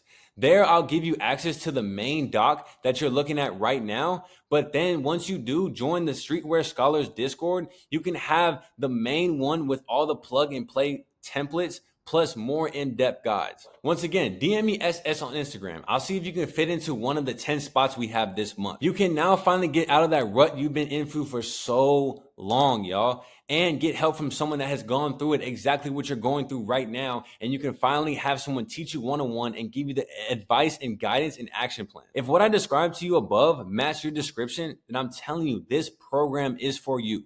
All you have to do is DM me SS on Instagram and we can get started. I just gave you guys a couple hours of free marketing sauce for your clothing brand. As I said earlier, the people that I want in this program, if I described it and it is you watching this video right now, all you have to do is DM me SS on Instagram and we will see if you have a couple spots left for you. To end this video, I need you guys to like, comment, and subscribe. This is how I will be providing you guys more content when it comes to YouTube and helping you guys even more when it comes to your brand.